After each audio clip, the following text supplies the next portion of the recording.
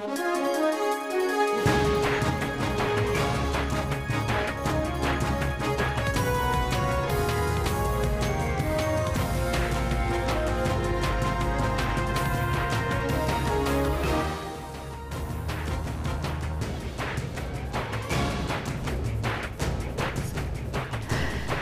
a very good morning to you. Welcome to Newsroom. We're coming to you live from our Auckland Park studios in Johannesburg. I'm Shante Yankees.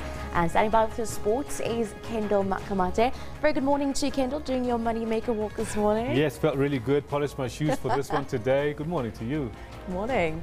With that being said, let's have a look at your question of today. On this Thursday morning, we're asking you, what do you make of the ANC's resolution on the expropriation of land without compensations? Please send us your comments on at SABC Newsroom. We do believe that there are comments that have already come through with regards to this. Absolutely, yeah. The reactions, they keep piling up from the ANC elective conference. Dr. Moses Milani says it's long overdue. I wish it could have been given timelines, though. Nice good one, Doc. Good one, Doc. Coming in here from Atiwako, it's just talk shop. Believe in me, they will never implement this. Well, we'll just have to wait and see. We've also seen other political parties coming forward, of course, supporting this notion on the backdrop and the closing of the ANC's 54th elective conference. Of course, the newly elected president of the ANC, Cyril Ramaphosa, backing the claim of land compensation as well as the creation of employment. The one thing that's coming out, though, is like South Africans remain cynical, wanting to see it happen before they jump on board. Definitely. And are South Africans going to be cynical about today's poll? Today we're asking you, do you support the ANC's plan to decriminalise sex work? Well, interesting. 385 votes in already on this one, and I'm actually not surprised at all. South Africans would want to comment on this one. 56% are saying yes, they do support this plan. 44% of South Africans or people on Twitter today are absolutely saying no, they do not support it. This one coming in from coffee_creamer. People are sex workers because of the lack of employment. They must create jobs first. Someone mentioning a comment in studio, is this not employment, Kendall? Exactamundo, and that's exactly why this is such a hot topic for so many people. Gabzo says those people don't steal, harm, rape or kill. They only sell what's theirs. So government must give them a chance to support their kids. Different views coming in there. Let's have a look at our question of the day in our sporting news. Yes. Quite racy. Absolutely, absolutely racy. And, you know, we use that pun intentionally because the Western Province Rugby Vice President Geraldine Jengele has been accused of racially abusing a colleague. Now, what needs to happen to end negative race relations in South Africa's sport is what we're asking you.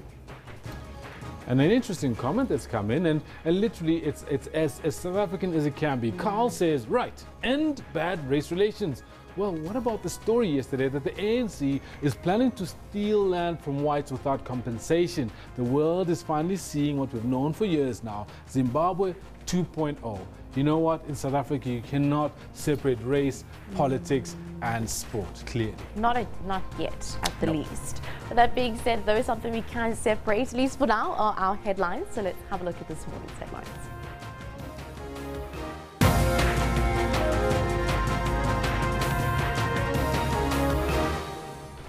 The newly elected ANC President Cyril Ramaphosa has acknowledged the party's plans to amend the constitution to allow land to be seized without compensation, but added that it must not compromise the country's economy and food security.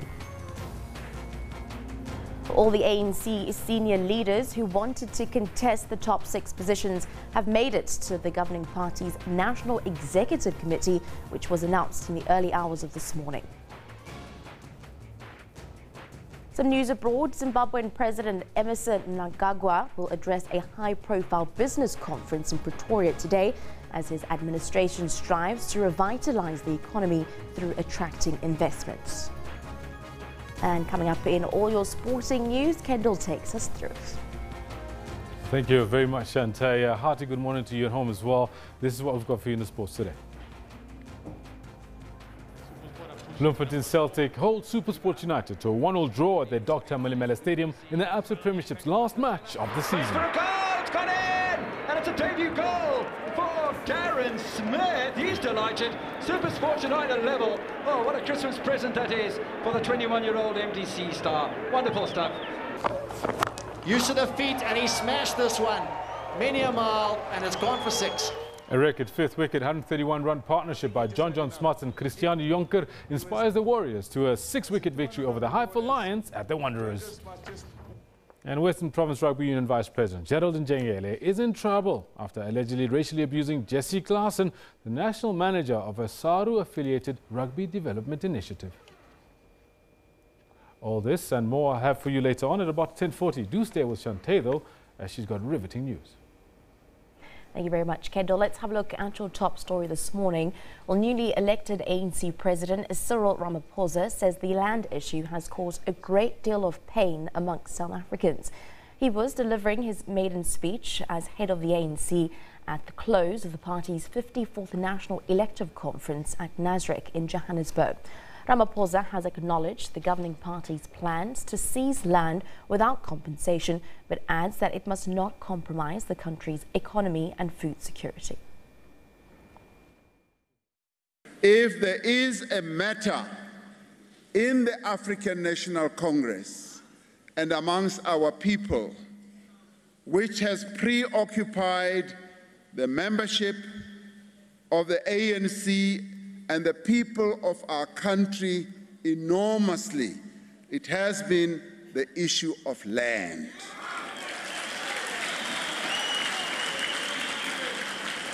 And over the years, since 1994,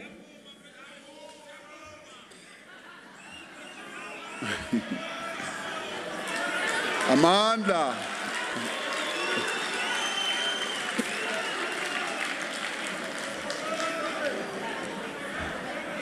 thank you, comrades.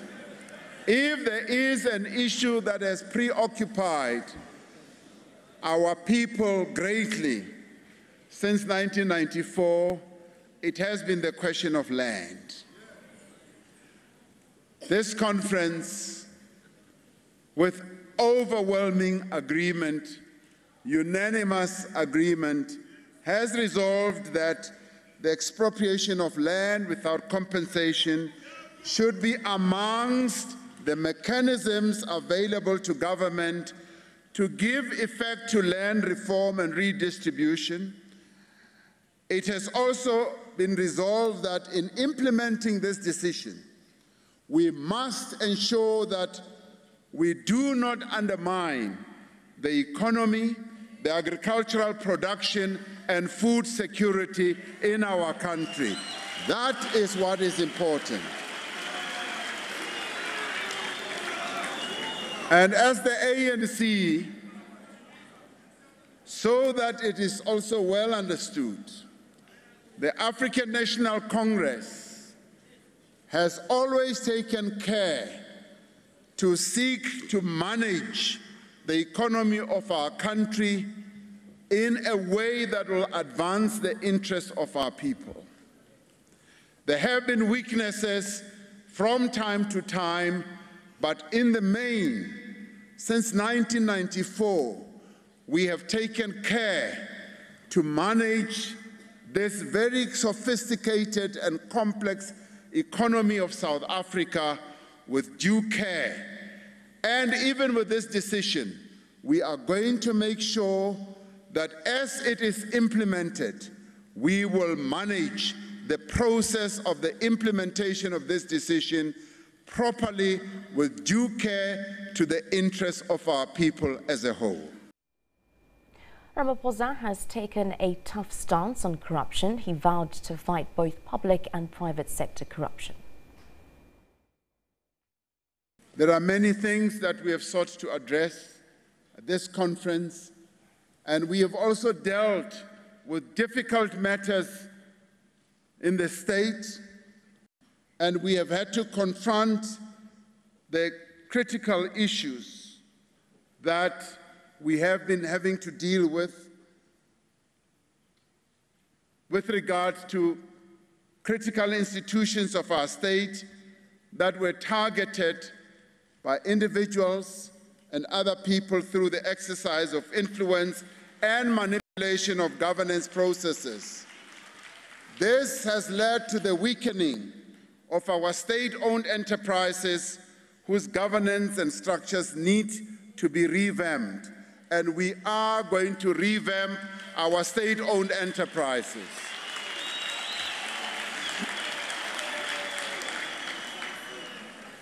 Given all these challenges, we are called upon to act against corruption.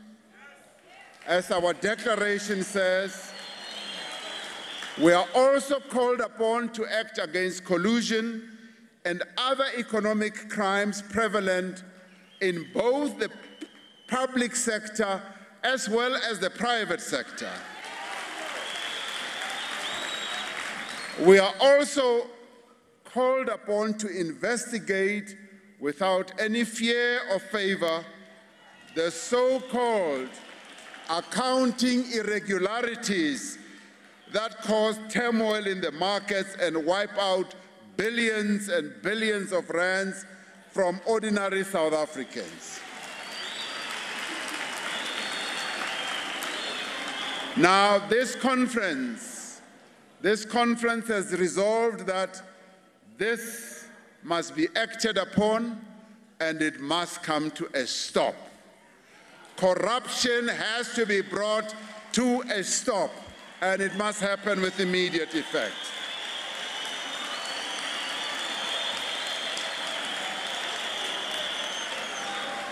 We must also act fearlessly against alleged corruption and abuse of office within our own ranks. And it is for this reason that we embrace the Integrity Commission at our NGC and endorse this decision at the 53rd National Conference. The setting up of the Integrity Commission is therefore not in question, and there is consensus that the Integrity Commission should be supported and empowered to do its work without any fear, favor, or prejudice in order to restore the integrity of the African National Congress, in order that we can cultivate and promote ethical leadership within our own ranks. Now, the terms of reference, as it was discussed in the conference, will have to be settled by the National Executive Committee and be presented to the NGC. This conference has resolved that corruption must be fought with the same intensity and purpose that we fight poverty, unemployment, and inequality. Ramaphosa has also apologized to the media for reports of ill-treating journalists during the just-ended ANC National Elective Conference. Well, this follows the manhandling of a member of the Bloomberg media company, Sam Mokeki, by a high-ranking VIP protection officer at the precincts of the Nasrec Expo Center where the conference was held. The incident was caught on video and sparked fierce critique from media organizations, including SANEF. In his closing address, Ramaphosa stressed that the media should be allowed to do their work without any hindrance. And I wish to thank the media for having reported the proceedings of this conference to our people and the broader global community. So we thank you as the media. As a revolutionary movement, we recognize the vital role that the media plays in facilitating the free flow of information and promoting transparency and accountability. I wish to register our concern about an incident at this conference involving one journalist and a security official. We have sought a report on what happened and must look at how we can ensure that incidents of that nature do not occur. And I can say that the security official who was involved will be held accountable for the incident that occurred. For the full maiden speech of the newly elected president of ANC, please stay tuned to SABC Newsroom at 11 a.m. this morning. Moving on now, let's have a look at the ANC's 54th National Conference. Of course, it has been mandating the National Executive Committee to manage the fragile issue of the two centres of power. Following the conference, among a key to arise is to recall of President Jacob Zuma by Luthuli House. The election of Cyril Ramaphosa as president of the ANC means the country and its governing party have two centers of power. Conference realizes the fragility of this situation. The center of power, it is the African National Congress. It is the ANC that takes decisions and gives direction to its employees in government. The National Executive Committee will process this resolution in terms of implementation. So that is what it means. One of those deployees is President Jacob Zuma, and his fate is now in the hands of the NEC. If the decision to recall the president arises in the context of the new National Executive Committee, that will be the decision of the ANC. It will be the decision of the National Executive Committee in terms of the NEC being the center of power.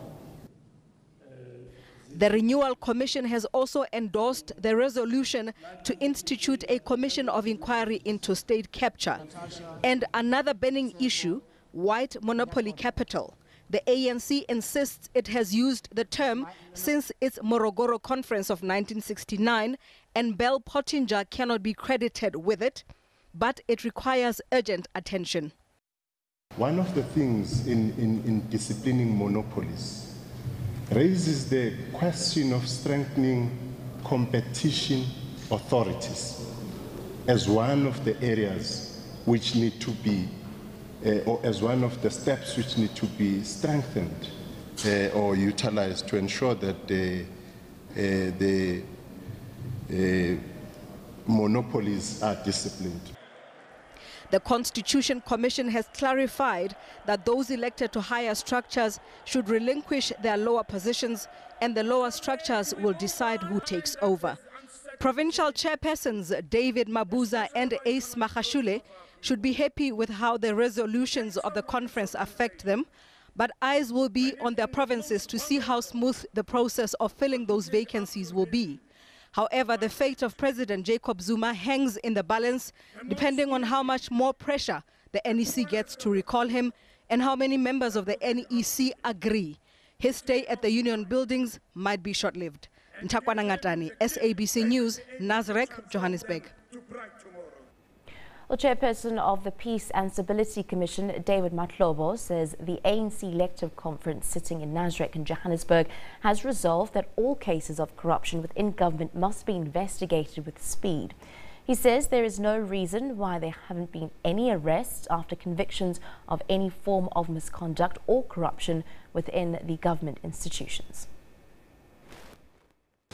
Our capacity to fight corruption, I agree, it needs to be enhanced. One, on the question of investigations, but also on the question of speedy prosecution that is successful. We've done a number of instances, a number of investigative reports are sitting there, and we want those reports to people to be brought to court. Go to municipalities, they're having Section 106 reports that are sitting there. Come to provinces, we have the auditor reports that are sitting there, public protector reports that are there, the SIU reports that are there, and the ANC says there is no room for corruption. We just have to implement the things that are there, and including the agencies that deal with anti-corruption agencies. They just must improve their coordination so that they become effective. Well, the book up around Judge Paul, I will not respond. You know that the department concerned in government, it has taken steps. They are within their right. Let's watch the process, how far it will go.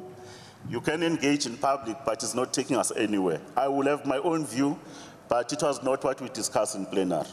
Issues around transparency for intelligence. Remember, intelligence is a trade craft. There is a level of transparency, But there's also a level to say there are issues for operational reasons you can't disclose. That's why the current balance and check of an IG, the Joint Standing Committee on Intelligence. Don't even forget that people actually, they even ask questions in Parliament, where ministers of intelligence, they appear there and answer questions.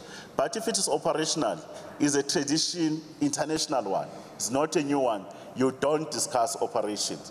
You can discuss policy, hold them accountable for certain things they do, and we will know that activists will always want to push the envelope on transparency. Equally so, those bureaucrats will say, no, but you're opening us too much. The ANC also called for a speedy implementation of free education for various categories of recipients. This will include the upscaling of the current NSFAS in a more inclusive way of funding education at higher level. Very strong call that government must act speedily to implement the free higher education for young people from poor and working class backgrounds, and also to provide support for families in the middle strata who are unable to meet the full costs of higher education. The conference said that this is something that they would want to see government implementing from 2018, and they welcomed the announcements that had been made by President Zuma with respect to responses to the commission. Well, with the 54th ANC National Conference done and dusted, we are now joined in studio by SABC News political reporters Aldrin Sampe as well as Ndakawana Ngatane, who were at the forefront at the coverage of the conference to give us their experiences. I'll start with you, Ndakawana. Of course, this was your first ANC elective conference. Perhaps your first time dealing with such a huge event on a political mass. Take us through your experience, specifically from behind the scenes.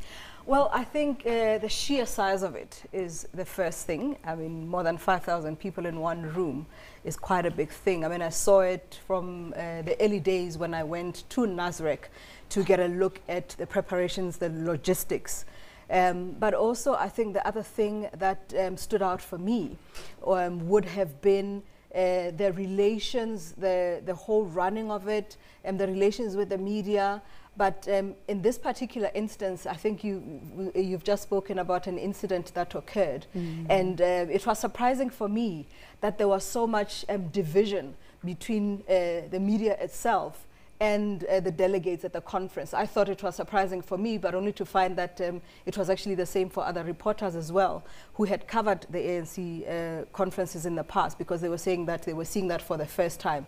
So the kind of paranoia around that, but they explained it as a way to control the flow of information. Definitely. So these are just some of the things that stood out for me. It's quite sad seeing such a situation like that play itself out. We saw on Monday when Zizi Kodwa as well as outgoing SG Godemantashe were addressing the media. It was quite a jubilant mood, them expressing their gratitude and their appreciation from the media. So to move away from that to an incident like this, specifically on the last day, is not something that one would like to go through and see. But from your experience, Aldrin, this is not your first time hosting events, representing, reporting on such political events. Take us through your experiences and the differences that you've seen between this specific event.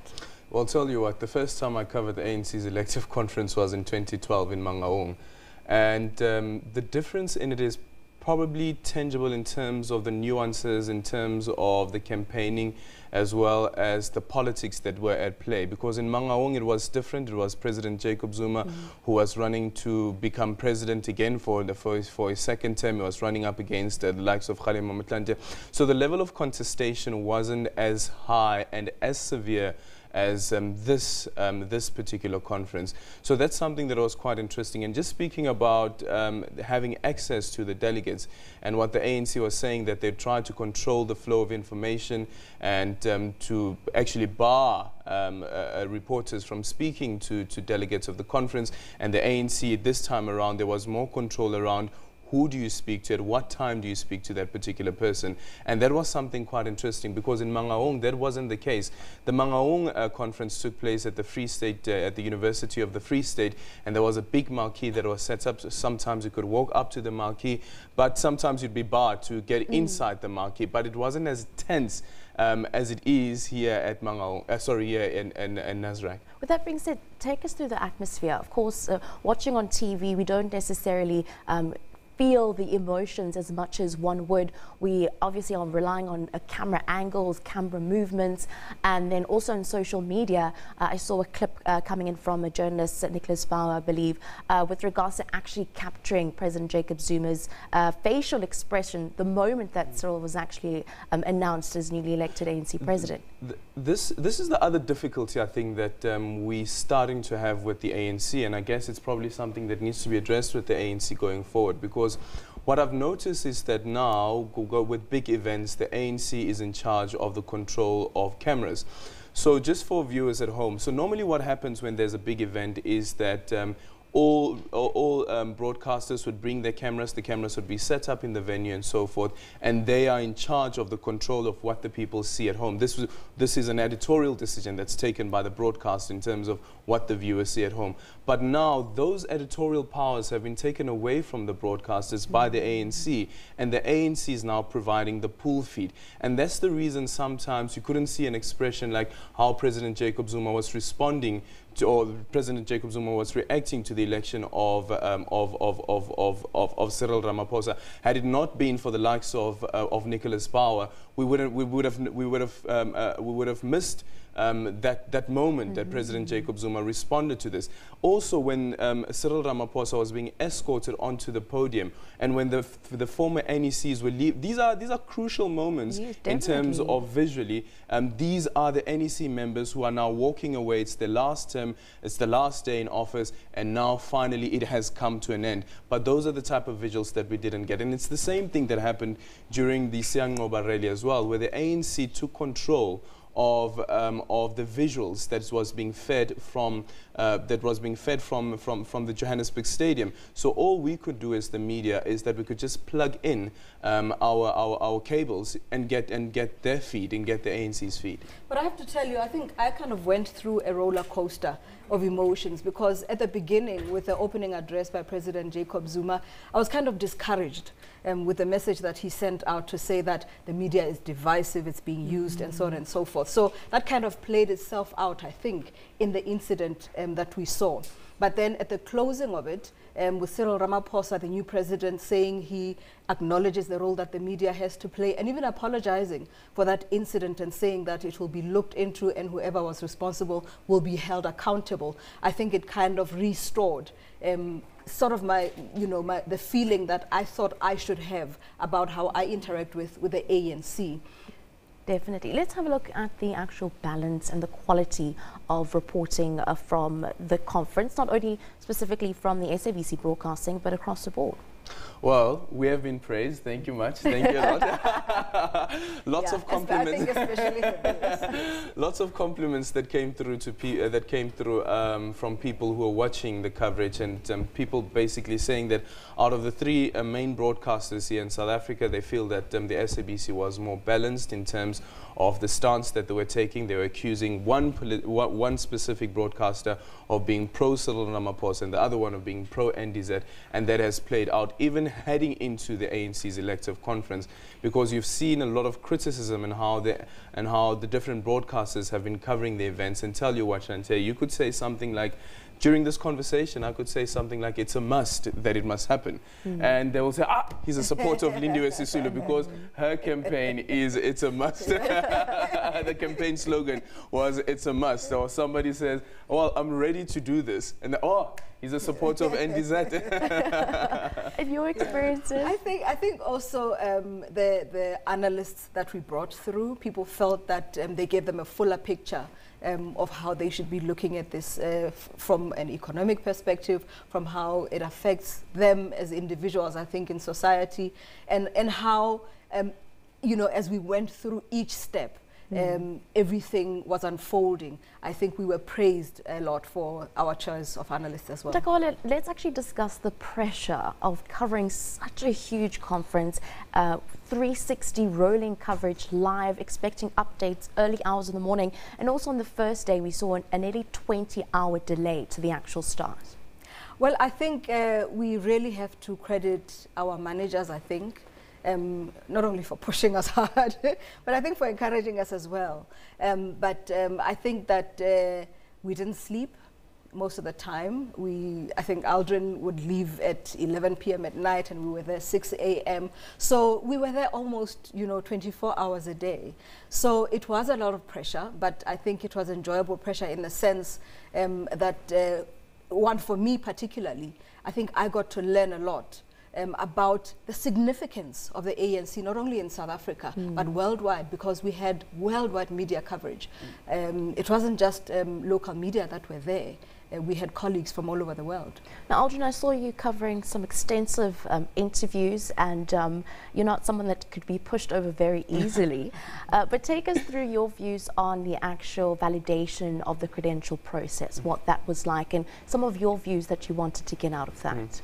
Well, you see the issue around the credentials, and this was a point that was raised now with this issue around the so-called missing 63, 68 votes.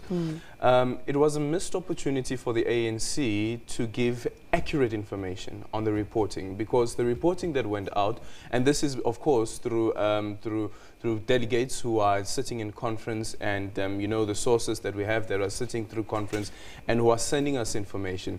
The information that you get sometimes is wrong, and 3 people can give you wrong information. They give you the same information, but it's inaccurate.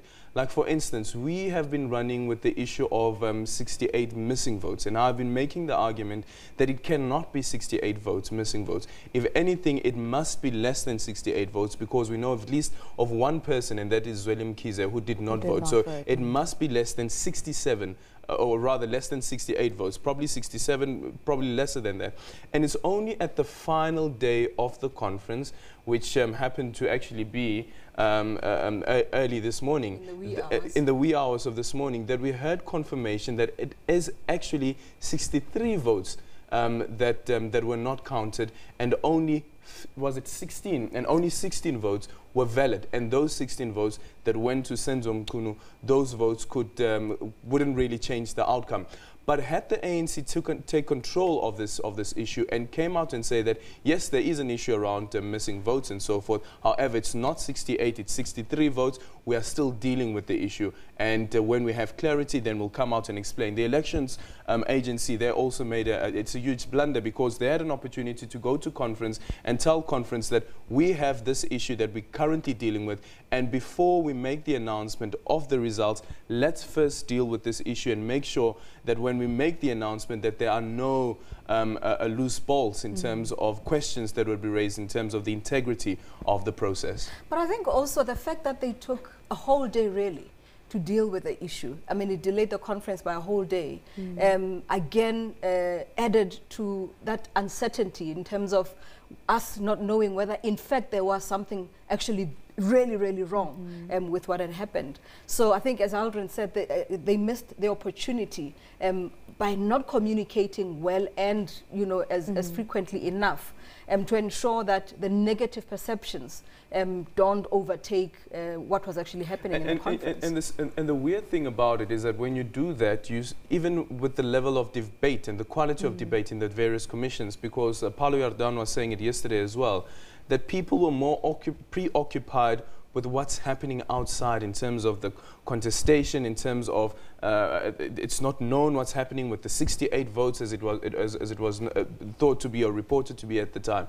That's another issue, that because you have not dealt with this issue properly, that means that the level of debate and contestation when it comes to policies of the ANC are now taking a back seat, because people and the delegates are preoccupied with this issue. With that being said, let's have a look at the other side of it. Many describing the ANC as 50-50, specifically looking at the votes between the NDZ cab as well as Cyril Ramaphosa. Take us through what it actually felt like the moment that Cyril Ramaphosa was announced as ANC newly elected president. Of course, from what I saw at home watching on TV, I saw, you know, some jubilation. On the other side, I saw a completely still side of the Nasrec conference, absolutely still, absolutely quiet.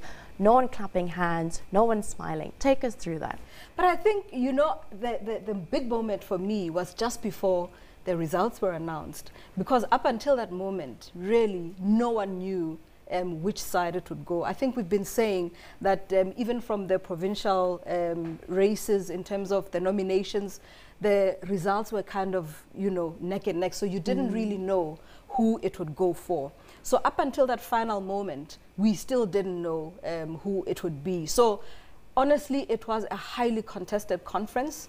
And yes, the fact that the margins are, there's nothing over 60%, you know, on one side or the other. It's 50, 51, 52, 53%, you know, of the vote. So yes, I think it was very tense. And just briefly, just before we wrap it up, from the both of you, what are the lessons that you take away from covering such conferences, as well as your interactions and your experiences over the past couple of days? I say to the ANC, open up, give media access, and the media is not the enemy. As Ntakwana was saying, that President Jacob Zuma's remarks at the opening of the conference in his political report were quite unfortunate. But I guess we have to applaud Cyril Ramaphosa in saying that the ANC will deal with the matter relating to Sem Kokeli. So that's something that we definitely welcome. Your side? I think it's the same for me. I think Azizi Godwa said in one of the interviews on SABC, what the ANC has done wrong, when what the ANC has done wrong goes to the courts, for instance, you cannot blame the courts for deciding that the ANC should implement it the way the Constitution says it should. Likewise, you cannot blame the media for reporting what is happening, what members of the ANC are saying is happening. What you need to do as the ANC is to ensure that what goes out is correct. So I think that relationship is quite crucial. I think outgoing Secretary General Gwede Mantashe, when he addressed the media, he said he will introduce us to his successor. And what we do with him. That's another interesting one, because many people have actually been saying that he's not really media friendly. They've been saying that Ace Makhashula is not really media friendly, and the Secretariat of the ANC deals with communications with the media. So it will be very interesting to see how that relationship will work out. Oh, actually, and both of them can sing. So you're going to miss President Jacob Zuma. Yeah. So what are some of the challenges in actually trying to learn different personalities? That's actually a good aspect to actually touch into, getting into a new realm, into the new year, having to learn different ways of trying to approach different politicians or political leaders, and how to talk to them, how to kind of ease them into talking to you and getting the information that you need as journalists. It's probably going to be a learning curve for the next couple of months to get used to Ace Makhashula, because he was the chairperson of the ANC for 25 years. So he's been at the helm of the party in their province for 25 years. So which means that he has been the most senior political figure in the Free State, which sometimes means that it's very difficult to get access to such a person. And now he's the secretary of the ANC, the Secretary General of the ANC, which means that he'll be speaking to a lot of media houses and so forth. With Ace Makhashula, pick up his phone if I call him and say, hey, I just need you to explain this thing for me. I'm hearing this from certain ANC branches and so forth. As you've heard during the last press briefing that Gwede Mantashe was giving, he spoke about those issues, how journalists would call him and need confirmation on certain things and so forth. Will that type of relationship still continue? It's certainly going to be a learning curve. And he even acknowledged, Mantashe, that sometimes journalists would get it wrong. but that would not mean that the relationship has broken down. All you need to do is pick up the phone and say, hey, this is wrong, correct it. So it is that kind of relationship, I think, that we're looking to see. And if Ace Magashule can ace. And ensuring that it's not an antagonistic relationship, because that's the other thing. But then that would then be my next question, specifically looking at instances that happened with the Bloomberg representative media member. Do these sort of instances affect journalists personally? In which sense? In the sense of just the dynamics and the atmosphere that it's then created between the political party and a journalist just merely trying to do their job. Yeah, you then become more aggressive towards the party. You then feel that the party does not take into consideration the role that the media is supposed to be playing, because at some point it becomes a thing of, am I being intimidated by the ANC? Tell you what, I got a strange call on, I think it was the third day of the conference from a private number, and I was told that you need to be careful. There are people who are following you, and there are people who are being heckled and so forth, and there are people who are being roughed up. And immediately, about 10 minutes later, that incident happened to Sam Kokedi. And I then started wondering, geez, what does this mean? Does this mean that this could be coming towards me as well? And I remember speaking to one of my colleagues about it, and he actually escorted me to my car and made sure that I get into the car and I leave. Wow. I didn't think that it was a big issue at the time, but seeing how things have been playing out, one then wonders, what is happening to the ANC? Is the ANC trying to intimidate the media? Is this relationship between the ANC and the media really breaking down? Remember, there's also this issue around the media tribunal. Is the ANC really trying to gag the media? Is the ANC not happy with what the media is doing at the moment?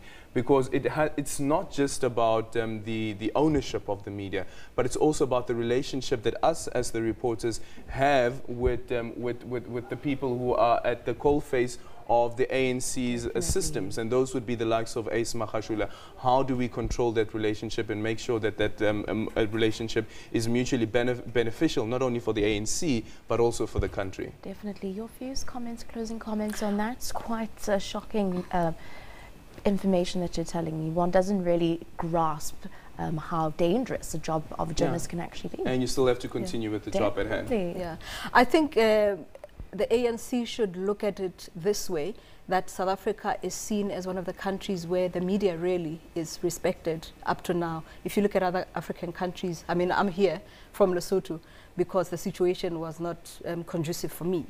Now, I think the ANC should look at the situation of the media in the country as something to be proud of and to keep it that way. So that we don't end up in a situation where we are reported on as a country where journalists are persecuted, because I don't think that will work well for the image of the country. Definitely. Thank you very much for joining us in studio, Ndakawana and Gatane, as well as Aldrin Samper, taking us through the ANC's 54th elective conference, the ins and outs and the behind the scenes that we don't always get to see on TV. Thank you very much for your time this morning. Well, let's move on though. Let's have a look at some of our social media commentary for the day. The comment of the day comes from Cyril Ramaphosa. This for me is a deeply humbling moment. For the first time to be given an opportunity to address the closing session of the 54th National Conference of our beloved movement, the ANC, hashtag ANC54. On that note, we will wrap up Newsroom, at least for now. Do stay tuned to Newsroom.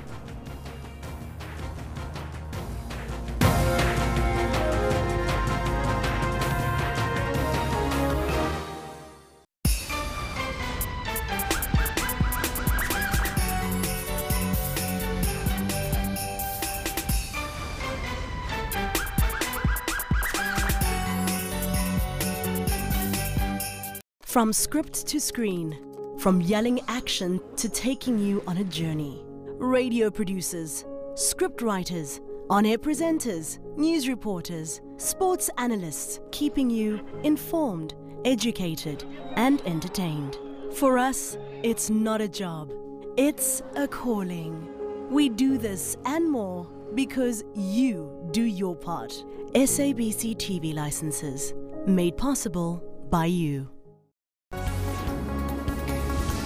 We cross live, give updates and cover sport. the observer missions. What are they saying?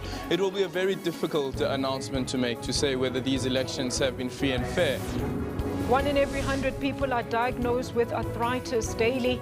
In an effort to raise awareness, a handful of elderly women, they took to the streets of Soweto to stretch their fight against the ailment.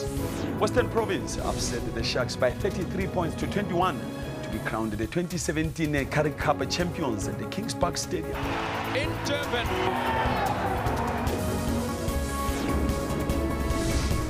On time with weather every hour, all the time. For all news, stay tuned to AM News every Saturday and Sunday at 10:00 hours Central African Time.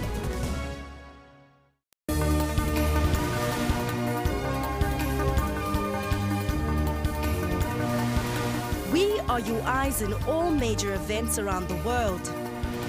A wonder not seen in the United States in almost 100 years. It looks like the sky of a different world. You see the stars out during the day. You see a sunset 360 degrees all around you. Before you leave, make sure that Dropburn is taking you through traffic alert all around South Africa. All we can do is stick to what we do and focus on our own job and not focus on them.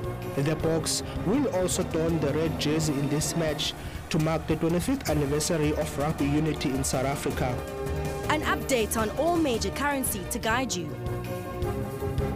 A story of women in jail told in pictures by Fatima Mir through art that will blow your mind. Set the agenda for the day with Morning Live.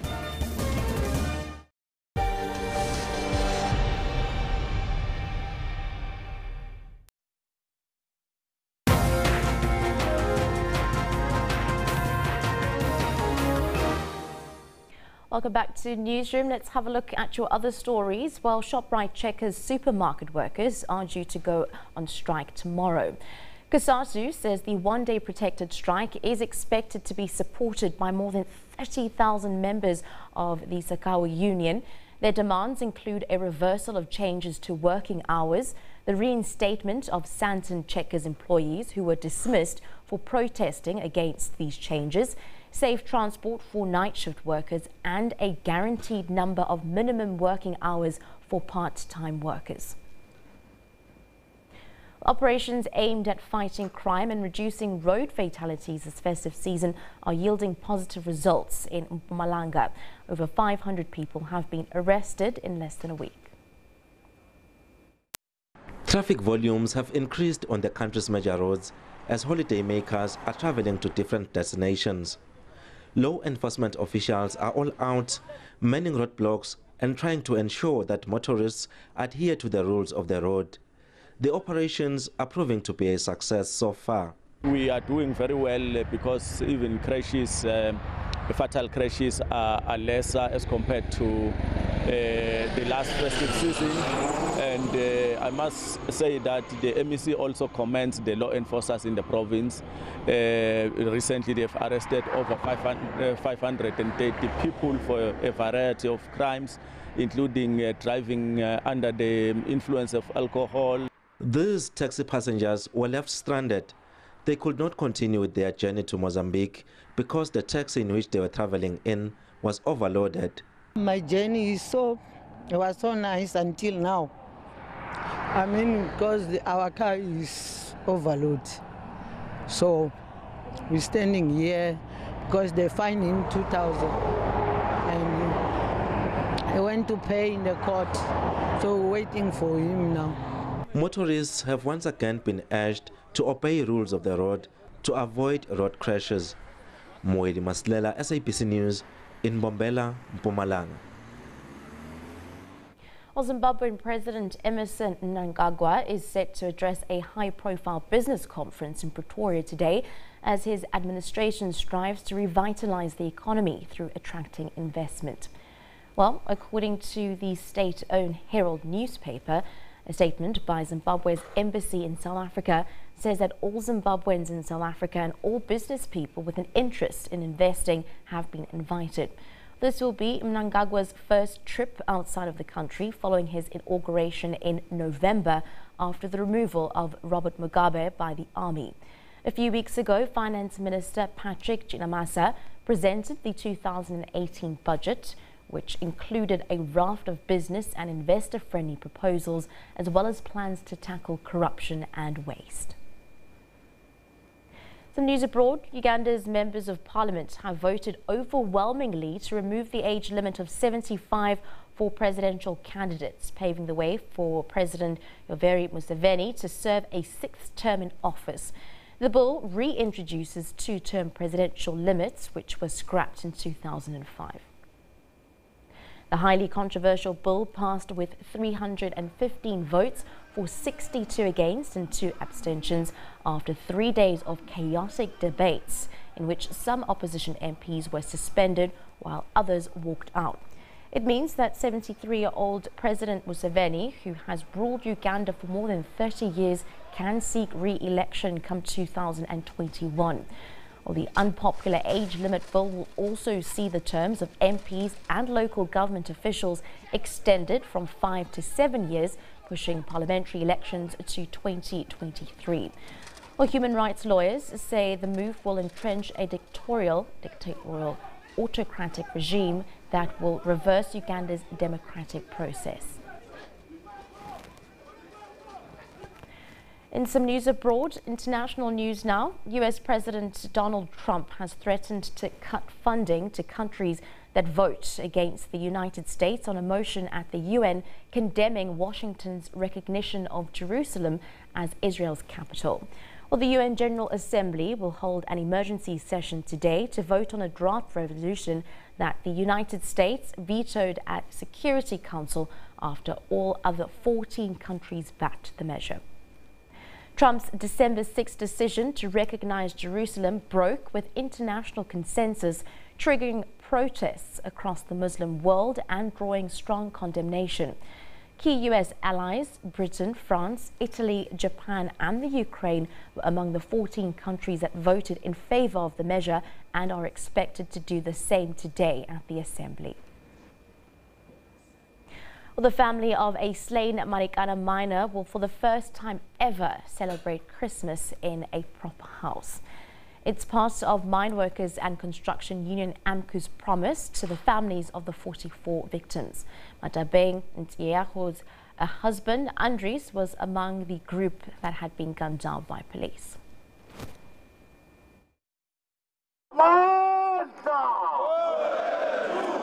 August 16, 2012. A dark chapter in the country's history. 34 miners shot and killed by police at Marikana. Among the victims, Andres Nsenyeho. He died fighting for a decent living wage. Life has been hard for his widow and their 5 children, still living in this shack.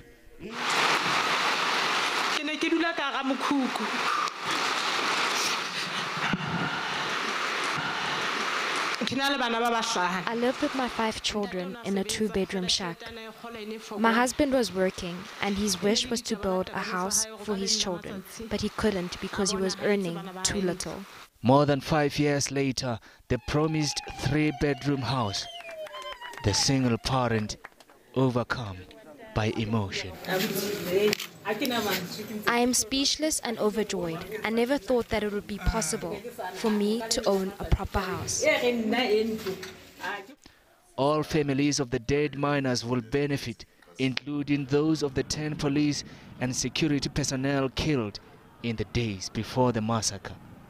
As AMCO, we are proud to report to Comrade Andres Senyiho that we have managed to lift these workers from 4,500 to a minimum salary of 11,500 in 3 years. AMCO claims there is a concerted campaign against its members. At least 7 have been killed this year alone. We've seen Comrade being assassinated recently, but that did never scare or instill fear in our comrade in leading their fellow comrades. Many widows are grieving. Some consolation from Maba to Nsenyeho as a new year beckons. Marikana Mtlave, SABC News, Vanderbilt Park. That's a wrap up of your news, at least for now. Do stay tuned to a newsroom. Remember, at 11 o'clock, you can catch the full address of newly elected ANC President Cyril Ramaphosa. Well, Sihle is standing by with our weather. I believe you have some interesting news to tell me that today is, in fact, the longest day in Southern Hemisphere.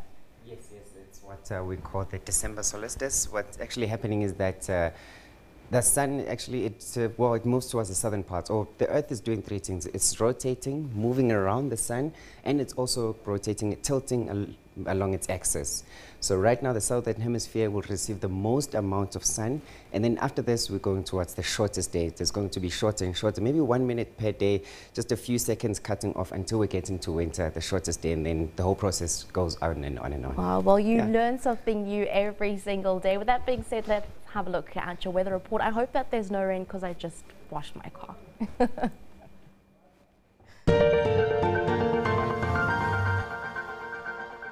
Oh, thank you very much, Chantal. Let's take a look at your weather, and we do have some significant amounts of rainfall, especially in the central interior. But starting with looking at Africa now, we've got some cloudy skies here over the central parts of DRC into Angola, northern parts of Angola, and of course Namibia, while over the western parts we do see some clear skies, but most clear skies are in the extreme northern parts. Let's take a closer look. We do expect widespread showers in places like Appington, into our central, northern Cape, and the southern parts, while in places like Beira, just outside here in Mozambique, along the coastal areas, we do see some continued rainfall in those areas as well. And of course in Botswana, we do see those scattered showers. There's a relief of rainfall here in western Angola, especially along coastal areas for today, but then it's coming back later in the week. And looking at your temperatures, we do see that those heavy rains are not really dropping down the temperatures. Dar is still at 35. Sutherland is very hot at 32, while Cape Town is at 27. Along the coastal areas, that's where we see cooler temperatures. PE at 25. Although we are expecting some rainfall, it is starting over the interior and moving towards the coastal areas. So that will be later on in the afternoon. And speaking of a later rainfall, it's here in KwaZulu-Natal. We're expecting those rains much later on in the day. Pretoria is peaking at 30 today. Most of the day in Gauteng will just be clear skies, and Polokwane also at 27. Looking at Windhoek, we are expecting those scattered showers into Botswana, central Botswana, Maun, and the northern parts, Kasane, but excluding Serowe and Francistown there in the eastern parts, while Beitbridge as well expecting some showers today, and most of Zimbabwe, where Bulawayo is peaking at 30. Just a quick look towards Madagascar, we're expecting high of 27 in Antananarivo and Mahajanga at 30 degrees. Back towards the Central African Republic, where we're expecting some isolated showers in Rwanda.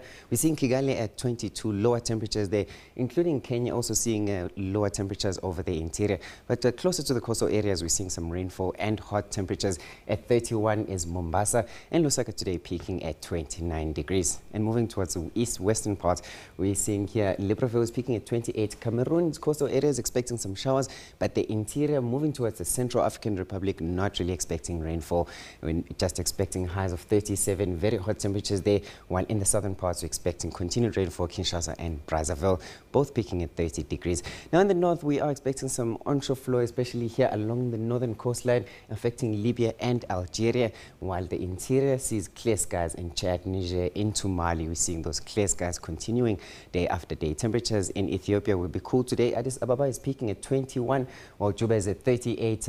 Sudan sees clear skies, while Khartoum is peaking at 37. Cooler weather in the north, we're seeing Baghdad at 28, while Egypt, we're seeing some partly cloudy skies with rainfall and cooler temperatures in neighboring Algeria and Libya, including Tunis, which is peaking at 13 degrees. I'll leave your weather here for today. Remember, everywhere you go, take the weather with you.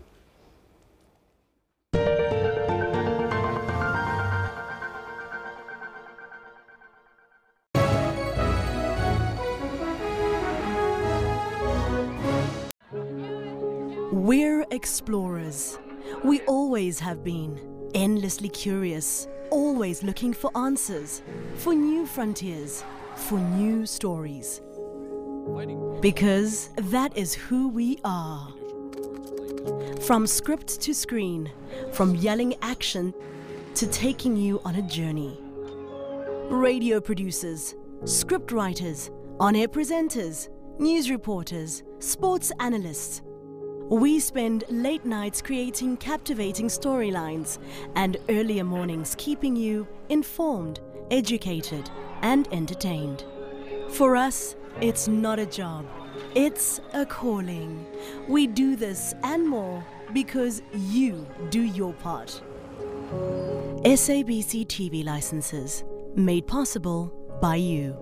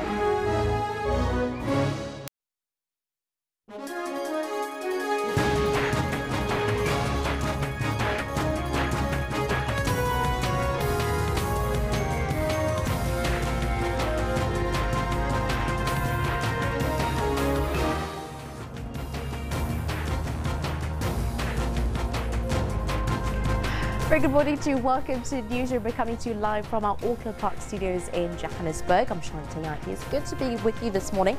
I'm not alone. Standing by with your sports is Kendall Makamate. Very good morning to you, Kendall. Very happy Thursday. Absolutely. The countdown has begun already to the weekend. A lot of people are going to be taking time off coming this weekend. Well, lucky you if you are taking time off this weekend. I am. The news goes on for the rest of us. With that being said, let's have a look at the question of the day. What do you make of the ANC's resolution of the expropriation of land without compensation? Please send us your comments on @SABC Newsroom. We do have some comments that have already come through this morning with regards to our question of the day. I'm really heartened by how South Africans are responding to the show. They actually have been interacting with us, even though it's so close to the weekend. Nazim, welcome back, Nazim. He says, Nazim. Oh yes, he says, I'll never be fooled by the ANC. They will never take back the land from white people. Finish and glass, says Nazim. Hashtag land. Hashtag land. Another one coming in here from Lekasa. If ANC is trying to take our land back, or the land back, our fellow South Africans will suffer hunger. The ANC doesn't think for the future. The ANC is blind. Well, you know, Cyril Ramaphosa was also making a comment there, of course, commending the views on land expropriation, but also his concerns about food security. Absolutely, yeah, no, he took great care to talk about how much due care they would take. Norm says, well, SABC News and land. For me, land issue is very complex because if we talk about landowners, what about the bushmen? Yeah. Talking about the sand, the original people of this part of the world. Definitely. Let's move on to something that's not so indigenous here in South Africa. Our poll today, we ask you, do you support the ANC's plan to decriminalize sex work? Well, you know, I don't know how not indigenous it is, because some people say that farming and sex work are the two oldest professions in humankind. Oh, look, I don't know. Okay, let's have a look at the poll. 515 votes have come in on that poll. Do you support the ANC's plan to decriminalize sex work? Interesting, the votes that we're getting, though. I know, it's very different from this morning when we first kicked off, initially introducing the question. 43% are saying no. So it seems to be quite split, but of course the majority. Yeah, still saying yes, that they do support it. Yeah, let's see what you're saying to support what you're voting.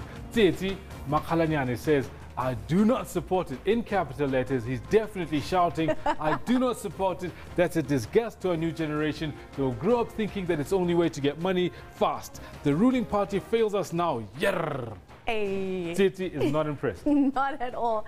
David here says government can tax it because national budget ends mostly on healthcare. That's actually a point that I never really thought about with regards to their work actually being taxed, much like freelancers maybe. Absolutely. Sanele is saying a fat no, big fat no. Plain and simple, Sanele is not having it. So what I find interesting is that on our poll, the votes say 57% say yes to support it. However, the tweet that we've seen like 2/3 are saying not a chance, big fat no, they're being failed by the ANC. Well, something that other people are saying no to is race in sports. Oh yes, a lot of people are talking about race in sports, and Gerald Njengele, the Vice President of Western Province Rugby Union, has been accused of racially abusing a colleague. Now, we know that race, sport and politics in South Africa are really hard to separate, but we want to find out from you what actually does need to happen to end negative race relations in South Africa's sports. Keep them coming, keep engaged, keep telling us on social media what your thoughts on that are. Definitely. Thank you very much. Well, Kendall will be taking us through all our sporting highlights and headlines in this bulletin. For now, though, let's have a look at your news headlines.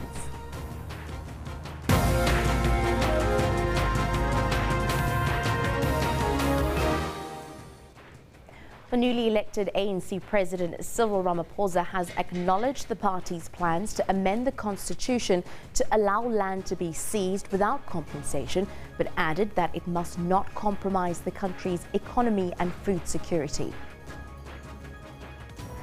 All the ANC senior leaders who wanted to contest the top 6 positions have made it to the governing party's National Executive Committee, which was announced in the early hours of this morning. Zimbabwean President Emmerson Mnangagwa will address a high-profile business conference in Pretoria today as his administration strives to revitalize the economy through attracting investment.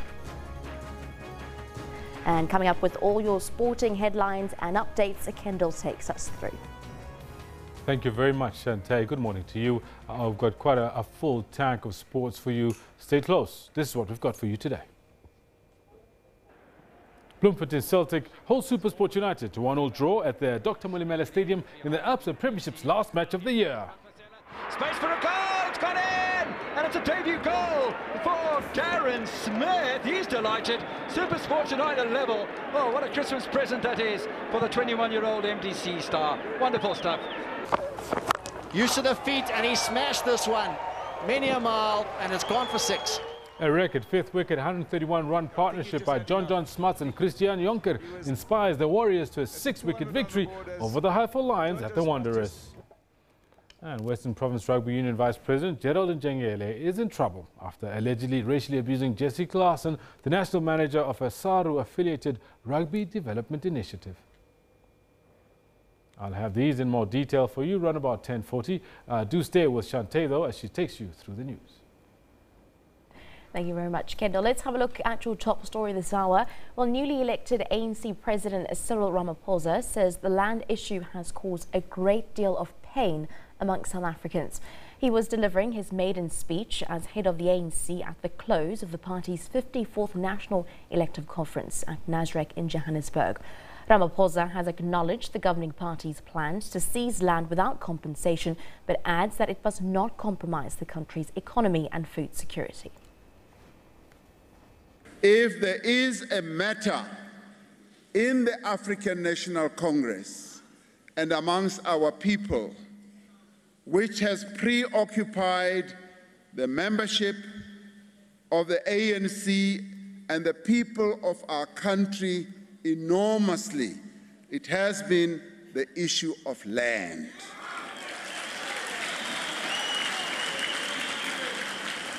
And over the years, since 1994,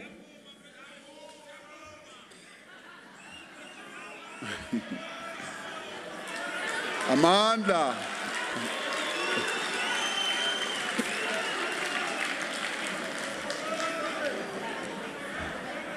thank you, comrades. If there is an issue that has preoccupied our people greatly since 1994, it has been the question of land. This conference, with overwhelming agreement, unanimous agreement, has resolved that the expropriation of land without compensation should be amongst the mechanisms available to government to give effect to land reform and redistribution. It has also been resolved that in implementing this decision, we must ensure that we do not undermine the economy, the agricultural production and food security in our country. That is what is important. And as the ANC, so that it is also well understood, the African National Congress has always taken care to seek to manage the economy of our country in a way that will advance the interests of our people. There have been weaknesses from time to time, but in the main, since 1994, we have taken care to manage this very sophisticated and complex economy of South Africa with due care. And even with this decision, we are going to make sure that as it is implemented, we will manage the process of the implementation of this decision properly with due care to the interests of our people as a whole. Well, Cyril Ramaphosa has taken a tough stance on corruption. He vowed to fight both public and private sector corruption. There are many things that we have sought to address at this conference, and we have also dealt with difficult matters in the state, and we have had to confront the critical issues that we have been having to deal with regard to critical institutions of our state that were targeted by individuals and other people through the exercise of influence and manipulation of governance processes. This has led to the weakening of our state-owned enterprises whose governance and structures need to be revamped. And we are going to revamp our state-owned enterprises.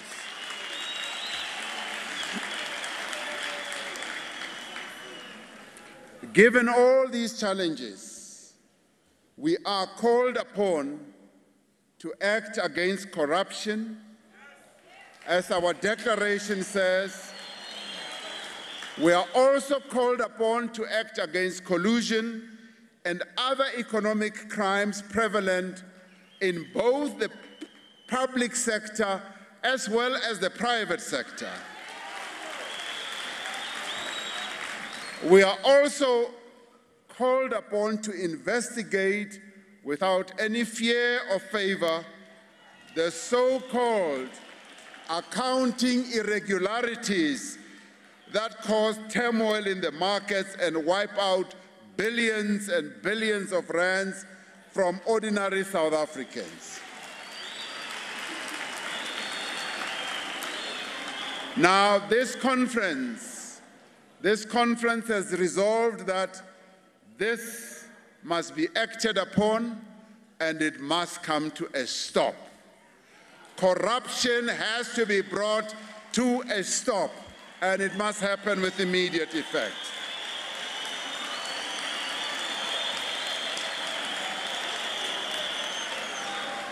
We must also act fearlessly against alleged corruption and abuse of office within our own ranks.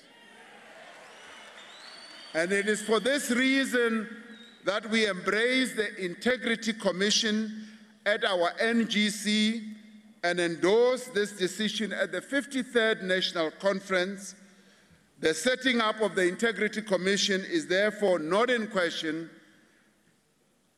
and there is consensus that the Integrity Commission should be supported and empowered to do its work without any fear, favor, or prejudice in order to restore the integrity of the African National Congress, in order that we can cultivate and promote ethical leadership within our own ranks.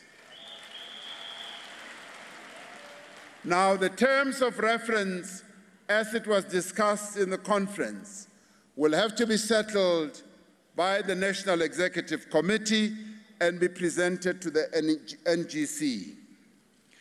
This conference has resolved that corruption must be fought with the same intensity and purpose that we fight poverty, unemployment, and inequality. Ramaphosa has also apologized to the media for reports of ill-treating journalists during the just-ended ANC National Elective Conference.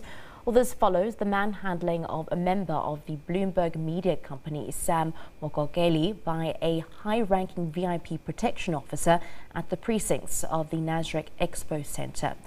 Well, the incident was caught on video and sparked fierce critique from media organizations, including the SANEF.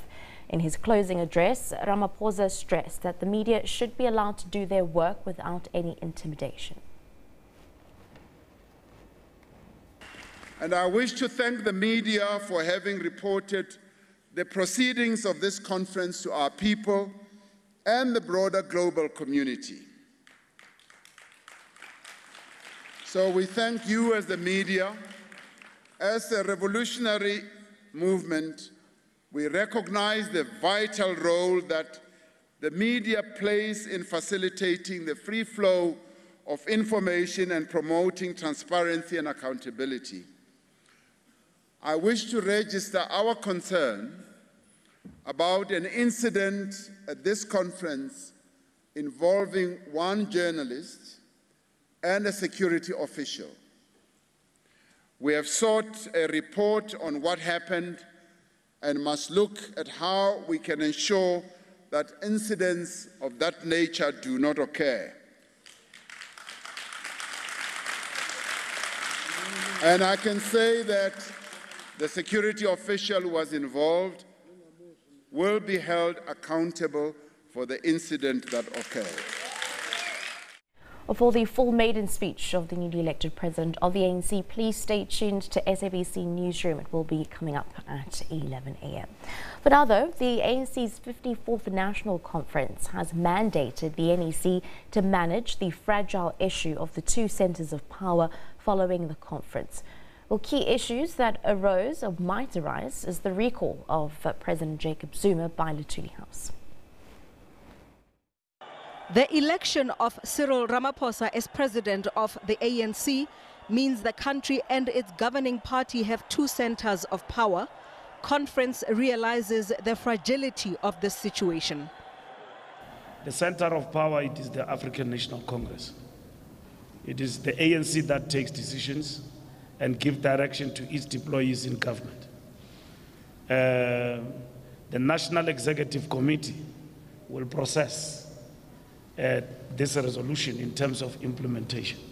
So that is what it means. One of those deployees is President Jacob Zuma, and his fate is now in the hands of the NEC. If the decision to recall the president arises in the context of the new National Executive Committee, that will be the decision of the ANC. It will be the decision of the National Executive Committee in terms of the NEC being the center of power. The Renewal Commission has also endorsed the resolution to institute a commission of inquiry into state capture. And another burning issue, white monopoly capital. The ANC insists it has used the term since its Morogoro Conference of 1969, and Bell Pottinger cannot be credited with it, but it requires urgent attention. One of the things in disciplining monopolies raises the question of strengthening competition authorities as one of the areas which need to be, or as one of the steps which need to be strengthened or utilized to ensure that the monopolies are disciplined. The Constitution Commission has clarified that those elected to higher structures should relinquish their lower positions, and the lower structures will decide who takes over. Provincial chairpersons David Mabuza and Ace Mahashule should be happy with how the resolutions of the conference affect them, but eyes will be on their provinces to see how smooth the process of filling those vacancies will be. However, the fate of President Jacob Zuma hangs in the balance, depending on how much more pressure the NEC gets to recall him and how many members of the NEC agree his stay at the union buildings might be short-lived. Ntakwana Ngatani, SABC News, Nazareth, Johannesburg. Well, Dr. Nkosazana Dlamini Zuma's branch in KZN said she is more than welcome back. Ward 32 supported Cyril Ramaphosa as ANC president. The branch says its decision was based on principle and was nothing personal. And Comrade Cyril Ramaphosa received 2440 votes. Jubilant CR17 supporters celebrating his election as the 54th ANC president. Among them, members of NDZ's branch at eThekwini Ward 32. They were, however, disqualified following a High Court ruling and couldn't vote for Ramaphosa at the conference. But despite the sovereign history, the branch says Dlamini Zuma is still welcome. Comrade Nkosazana Dlamini Zuma is a member of our branch. She's still our leader as a senior leader within the ANC. We're hoping that we're going to work well together with her, leading forward in making sure that we make sure that within the activities of the branch, we bring unity and cohesion in moving forward. The branch is still rallying behind former KZN Secretary Senzo Mchunu, who narrowly lost the position of Secretary General to Ace Magashule. eThekwini Ward 32 says it will accept any outcome regarding the position of SG. We are hoping that Comrade Senzo Mchunu, if the results do favor us, but if they do not favor us, we'll support whichever candidate the ANC that decides on. As delegates go home, the party is facing a mammoth task of rebuilding unity after the bruising contest. Ntlantla Khatlani, SABC News, Nazareth, Johannesburg. Sophie Mokoena spoke to the chairperson of the ANC in KZN, Sihle Zikalala. She asked Zikalala about the deliberations of the conference. I trust that you will be above factional lines, and he has been in the organization. He knows the importance of unity, and I've got confidence that he will be above that and nobody will suffer. And I think going forward we stand to ensure that we build more united ANC that will be able to face the challenges that are affecting our people.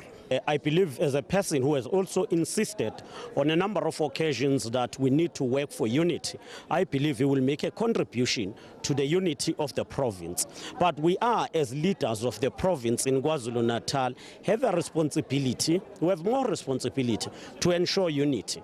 We must appreciate that there is no one who will ever succeed in uniting the province if we, who are the leaders, are not leading that process.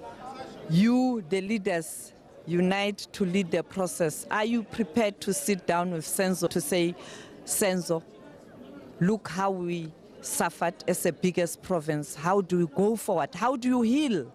It's not only a question of being prepared, but I believe it is a responsibility we have. We have learned a lesson. We must ensure that we unite the African National Congress, and we must sit and engage on these issues. We are discussing, we will see how we meet and further engage on these issues. But I believe all of us need to do more, honestly, and be committed in building unity of the ANC in KwaZulu-Natal. Well, ANC National Executive Committee member Nomvula Mokonyane has rubbished claims that she was involved in improper conduct during the party's 54th National Congress, currently underway in Nazareth, south of Johannesburg. Of course, it has concluded. It was earlier reported that Mokonyane tried to include fake delegates at the ANC's national conference and allegedly gave electoral staff a bribe of 200,000 rand to manipulate results. Mokonyane says the allegations are pure fabrication. Sophie Mokoena spoke to Nomvula Mokonyane and asked her about her views after the conference. As for those who have not made it, the good thing that has come out is that none of them have expressed any intention to leave the NC, including those of us who supported those who didn't make it. As in now, we're not going anywhere. We will remain in the NC because we have been in these kind of experiences where our preferred leaders don't emerge, where we ourselves personally don't emerge in a conference. But what you do, you rally behind the leadership. Let's soldier on. What is happening in the NC is a reflection of how society perceives us. but also how sometime you may not be favored for many other reasons, not because you are incapable. And I think it is those things that we definitely have to go back and look at. But Comrade Nkosazana has made history. For the first time in the 105 years of the ANC, a name of a woman was on the ballot paper. Yes, there were more than 3 presidential hopefuls. Some of them did not make it to the ballot paper. She made it to the ballot paper. Her name went into the ballot box, and the will of the people in terms of the delegates of the ANC preferred Comrade Cyril. But also it is a sizable number that Comrade Nkosazana must really appreciate, and all of us recognize that had confidence in him. But of course, because we are an organization that believes on the will of the people and on the majority views that must prevail, we all must now rally behind the president of the ANC, look forward to the January 8th statement, which unfortunately must also be a build-up towards the coming general elections in 2019. Well, on this, we now talk to Anne-Liz Lebogang Peko. Of course, she is Senior Research Fellow at the Trade Collective. Thank you very much for joining us this morning. We really appreciate your time. Firstly, on the backdrop of the ending of the 54th National Elective Conference, initially, what are your impressions? Well, at least it's over. I think the outcome was anybody's game, anybody's race. It was really a really difficult, bruising battle to try to bring together some very fractious and complex internal factions, groupings and interests. So that seems to have been reflected in the Big Six and even in the Big Ten. I think what we want to see now is whether or not Mr. Ramaphosa, as the ANC president, can bring together some kind of healing, some kind of internal cohesion, which has been sorely lacking, and that's been reflected in what we've seen, a party that seems to be at odds with itself, at odds with its future, at odds with its members as well. With that being said, let's have a look at possible alliance partnerships that we could see brewing upon this. Well, I mean, the ongoing one is to bring back the existing alliance, the SACP and COSATU. Now, those are two, that's a marriage that's on the rocks, and it's been on the rocks. There's been different types of mediation over time, but this is really an important political moment. The complexity of that is that all of the entities gain something from that alliance. I mean, the ANC is the senior partner, and I think that's important to understand that this is not a partnership of equals. They get voting fodder through the SACP, but they get an inbuilt party campaign machinery through the mobilization of workers. The SACP gain political positions which are not tested at the ballot box, deputy ministries and ministerial positions. The dilemma is also this dual citizenship that SACP members and ANC members have. So if at all there's going to be a break, it needs to be now. But the noises that I heard Minister Blade Mzimande making didn't indicate any sort of a break. It was quite a praise-singing speech, talking about unity, saying that the ANC is here to stay, and not even alluding to the internal skirmishes and battles. So I think those behind the scenes certainly need to be consolidated, if at all. I doubt very much that these guys will break up, because there are too many mutually vested interests within that alliance. Definitely. Well, speaking of those alliances, newly elected ANC President Cyril Ramaphosa actually made comments on this. Let's have a look at that clip and gauge some sentiments. We want to and we will reach out to community organizations and other organs of society, understanding that they are critical for the exercise of people's power and are valuable partners for development. We shall do so because we have a historic responsibility as the African National Congress to lead society. The Alliance has faced many challenges and problems in the recent past. We will work with our alliance partners to repair relations between the four formations that our people expect to lead the national democratic revolution. As this conference, we are in agreement that the ANC cannot be strong and effective unless we are part of an alliance that is strong, united, and cohesive. With that being said, Ms. Peka, what do you make then of the points of contention and division specifically that Cyril should be focusing on in terms of unity? His speech last night in the middle of the night, for those who had the stamina to stay up for it, seemed to touch the predictable and the predicted notes. So he spoke about unity. He also seemed to be suggesting that he is going to chart his way forward. He was very decisive on corruption and that this is a party that's not going to tolerate corruption any longer. He made an interesting allusion to President Zuma as he thanked him for his service and alluded to him now becoming an elder, which I read that in the middle of the night as really an attempt to position himself as the center of power. His presidency within the party as the center of power. It was almost like a thank you very much, go and have a seat and smoke a pipe type of remark. And I think that the remarks that have been made around the two centers of power are very important, and what that's going to mean, particularly if if Jacob Zuma is not recalled. He also spoke about, the usual things, business, we're going to go back to the branches, we need unity. And I think a feature of this conference is, and the nature, the character of the ANC is that it's a party, in my opinion, that's extremely far away and removed from its branches and from its ordinary members. And they need to find a way to re-galvanize and recatalyze the movement from the ground up. And that's not really only an ANC thing. I think many political party machineries struggle with that. But because they're the party that's incumbent, that connection and that linear communication is very important, because otherwise you'll see a party that's adrift of its own membership and of the aspirations of the people whom it claims to be representing. With that being said, where does this then leave the future of President Jacob Zuma? Many people, specifically on Twitter, upon the announcement of Cyril Ramaphosa being elected new ANC president, were celebrating as if we had a new president of the country and not necessarily a ruling party. Indeed. So there are different scenarios, and this really, again, it depends on how the power play within the Big Six and the rest of the NEC plays itself out.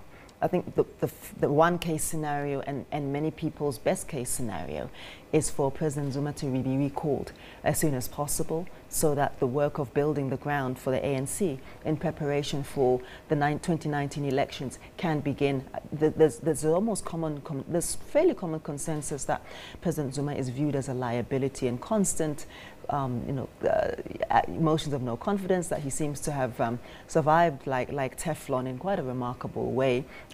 Attempts to recall him, a couple of close shaves, and the last vote even in Parliament was to impeach him was also quite a close shave. I mean, that was like a few votes, 18 votes. That's not a significant, decisive show of victory at all. Definitely. So he's really been hanging on by a bit of a thread. But the interesting thing is also whether or not President Ramaphosa, president of the ANC, Ramaphosa, is able to demobilize the enablers that State President Zuma has in different strategic places. Now, every strong man, and I think Zuma is a strong man in terms of his leadership style, has to put in place a series of enablers in different places. So what President Zuma has done, he's got enablers in state-owned enterprises, enablers in different parts of the NEC, enablers in different parts of the business community, people, so the South African Airways, Eskom, PRASA, etc., etc.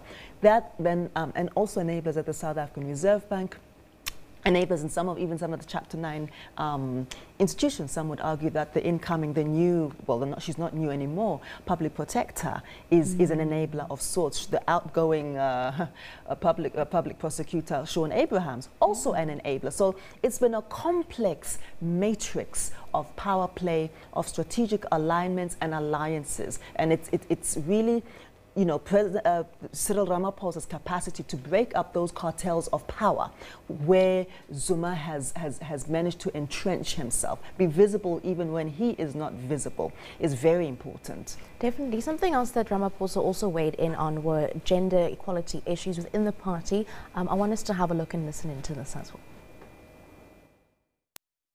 We will also critically examine our own commitment to what we stand for, particularly when it comes to gender equality.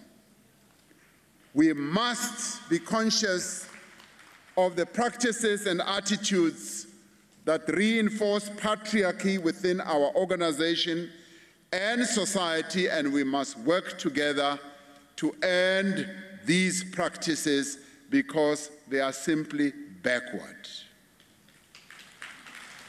We need to become a more youthful organization, more representative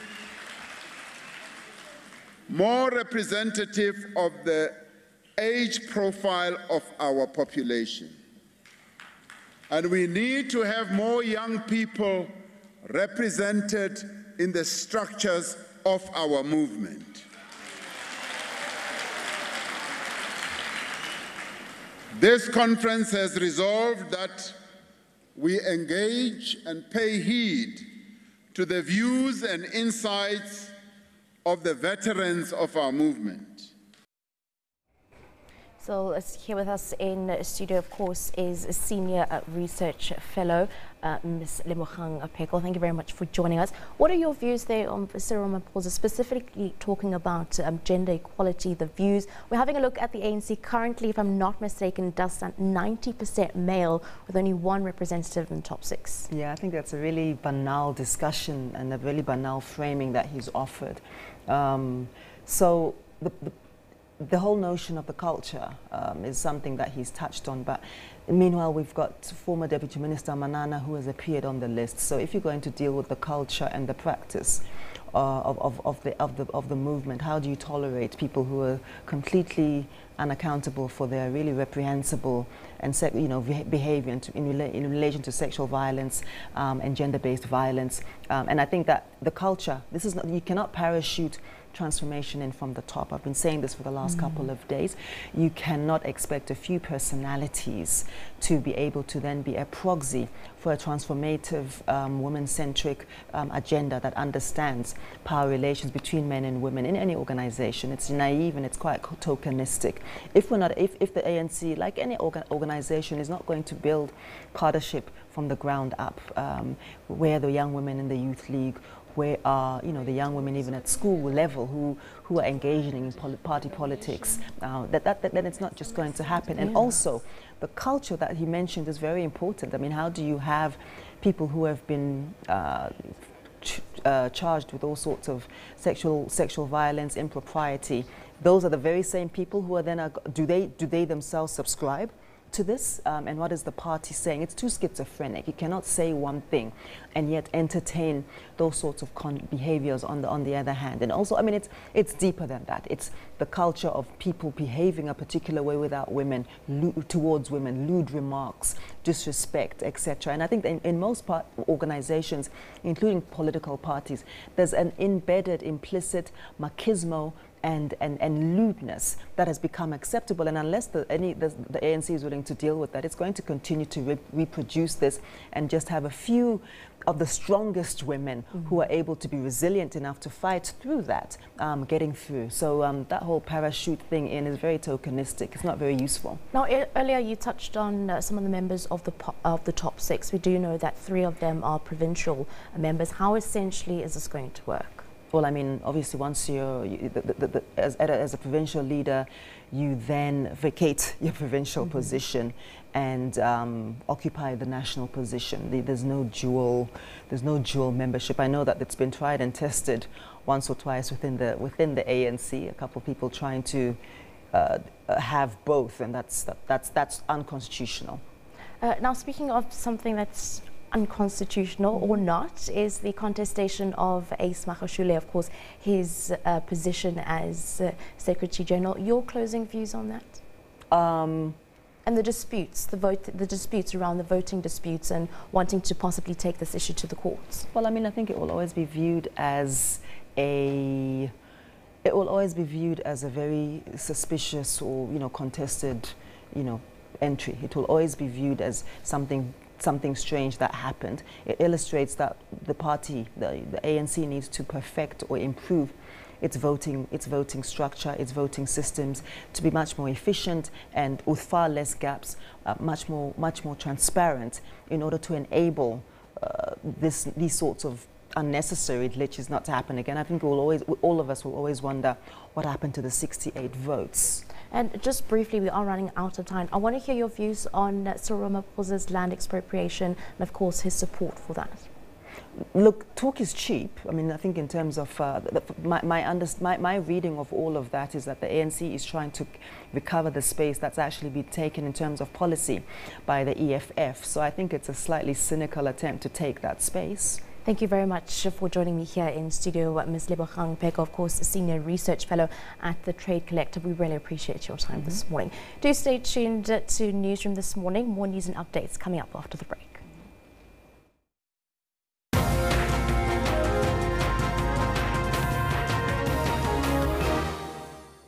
We do not just speak. We let every voice in our nation find full expression in language and in culture. We do not just teach, we empower all people with education. We do not just bring you the news, we place you where the news is happening. We do not just entertain, we take you on journeys. We do not just broadcast sport, we create an arena for sporting heroes to inspire you. Ours is not just a job, it's a calling. To ensure that everyone in our nation is informed, educated, and entertained. We're able to do this because you do your part. SABC TV licenses. It's all made possible by you.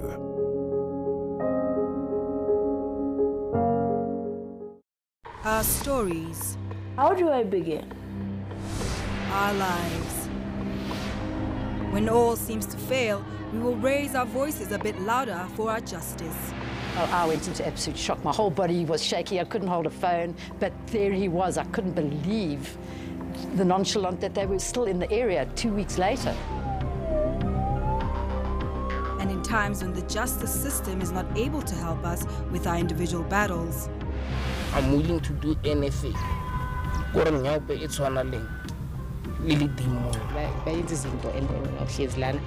are you doing? Nothing. Feeling sorry for yourself? No, it's not an option. These are our stories on Cutting Edge Channel 404.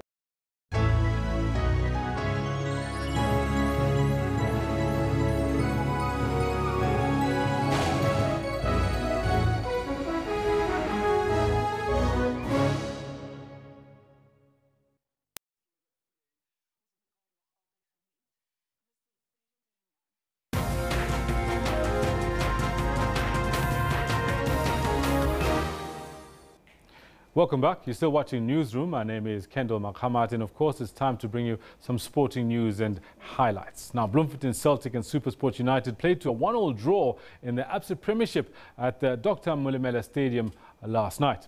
Celtic had the upper hand in the first half and nearly opened the scoring 11 minutes into the game. It really came as no surprise when they broke the deadlock through Victor Letswalo minutes later. What a wonderful little run through the middle of the park. Mapena will force a save out of the former Chiefs keeper, Reinhard Peterson. Cabbages and things. I know that the league sometimes doesn't allow certain things to be brought into the stadium. But here's a chance. It will be a goal, and a pretty easy one at that. Peterson beaten on his line. It's a great goal.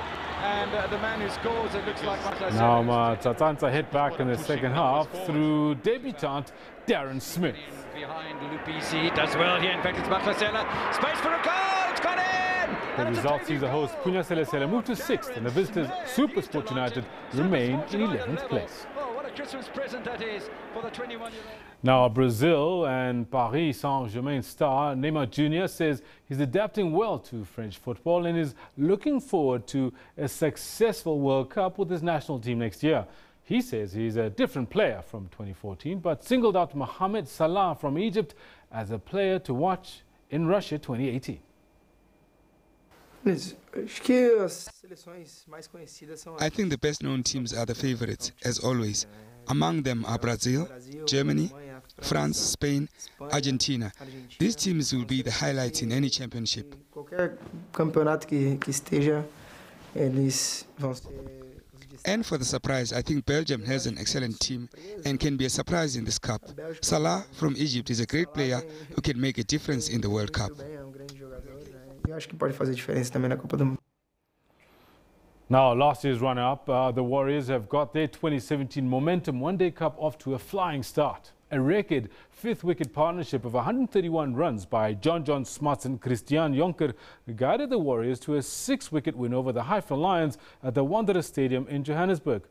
Sisanda Magala was the pick of the bowlers for the winning side with the figures of 3 for 28. Chasing under the lights tends to be the way to go at the Wanderers. And after winning the toss, the Warriors elected to field first. Despite losing the wicket of Riza Hendricks in the 6th over, the home side made a decent start with their bat, and after 10 overs they managed to post 40 for loss of 1 wicket. The average score in the power play at the Wanderers being 47 for 1. With the home side looking to build some momentum, the Warriors struck again. Rasi van der Dusen edged Ayabulela Kwamane's delivery to the safe hands of Kian Klutter behind the stumps. Stephen Cook was the next Lions batsman to lose his wicket. This after a rather fortuitous run-out which saw the Cook's bat get stuck in the ground before reaching the crease. The momentum was clearly with the bowling side. Colin Ackerman claimed the wicket of Ryan Rickleton.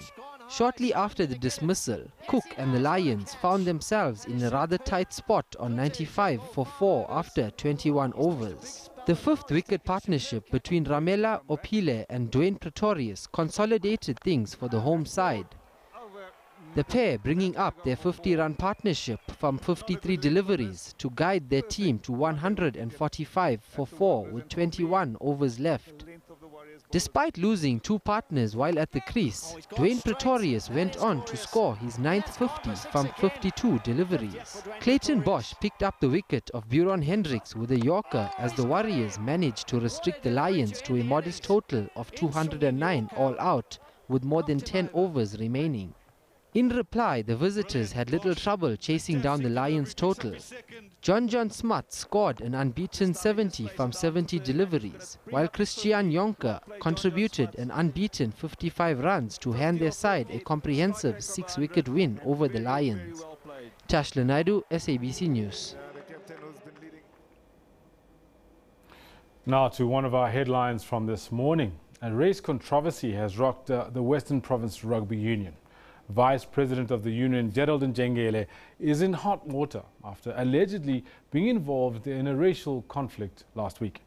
The incident took place at the Cape Town Sevens on the weekend of December the 9th and 10th. And Jengele is accused of launching a verbal attack laden with racist insults on Jesse Clarkson, who's the national manager of the Vuga Rugby program, a South African rugby-affiliated initiative that caters for rugby development in the country.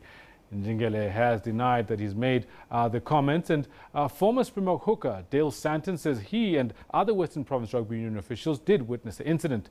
The union's president, Thilo Wakefield, says the matter is sub judice and that an investigation will commence this coming Friday. Now, South African-born rugby player CJ Stander is in high demand. The Irish loose forward, once regarded too small for international rugby in his country of birth, was offered a staggering 12.6 million rand a year contract by French club Montpellier. His contract with his Irish club Munster expires at the end of the year. The Irish Examiner reports that although the Irish Rugby Football Union is confident that Stander will stay in Ireland with a €400,000 per year offer, Montpellier's proposal could complicate matters. Now, the 2017 Motorsport season was one where the cream rose to the top, leaving all pretenders to the throne in their wake. First, Stefan Peter Hansel, then Marc Marquez, followed by Lewis Hamilton. All these Motorsport royals added to their titles to solidify their names among legends for eternity. This is how the 2017 season unfolded. The Motorsport season always starts with the most grueling race, the unforgiving but hugely rewarding Dakar Rally. This year was no different as the hopes of South Africa hinged on Toyota's Janelle de Villiers. The 2017 motorsport season didn't start well for South Africans, as our main hope in the Dakar rally, Janelle de Villiers, finished in lowly 5th position. This as Mr. Dakar, Stephen Peter Hansel, claimed his 13th Dakar title. Peter Hansel has won the Dakar in both car and bike, winning 7 in the 4 wheels and 6 on 2 wheels. Peter Hansel held off a very strong challenge from teammate Sebastian Loeb. Peugeot locked out the podium with Cyril Ramaphosa coming out in 3rd. Now let's have a look at what is in store for us in 2018.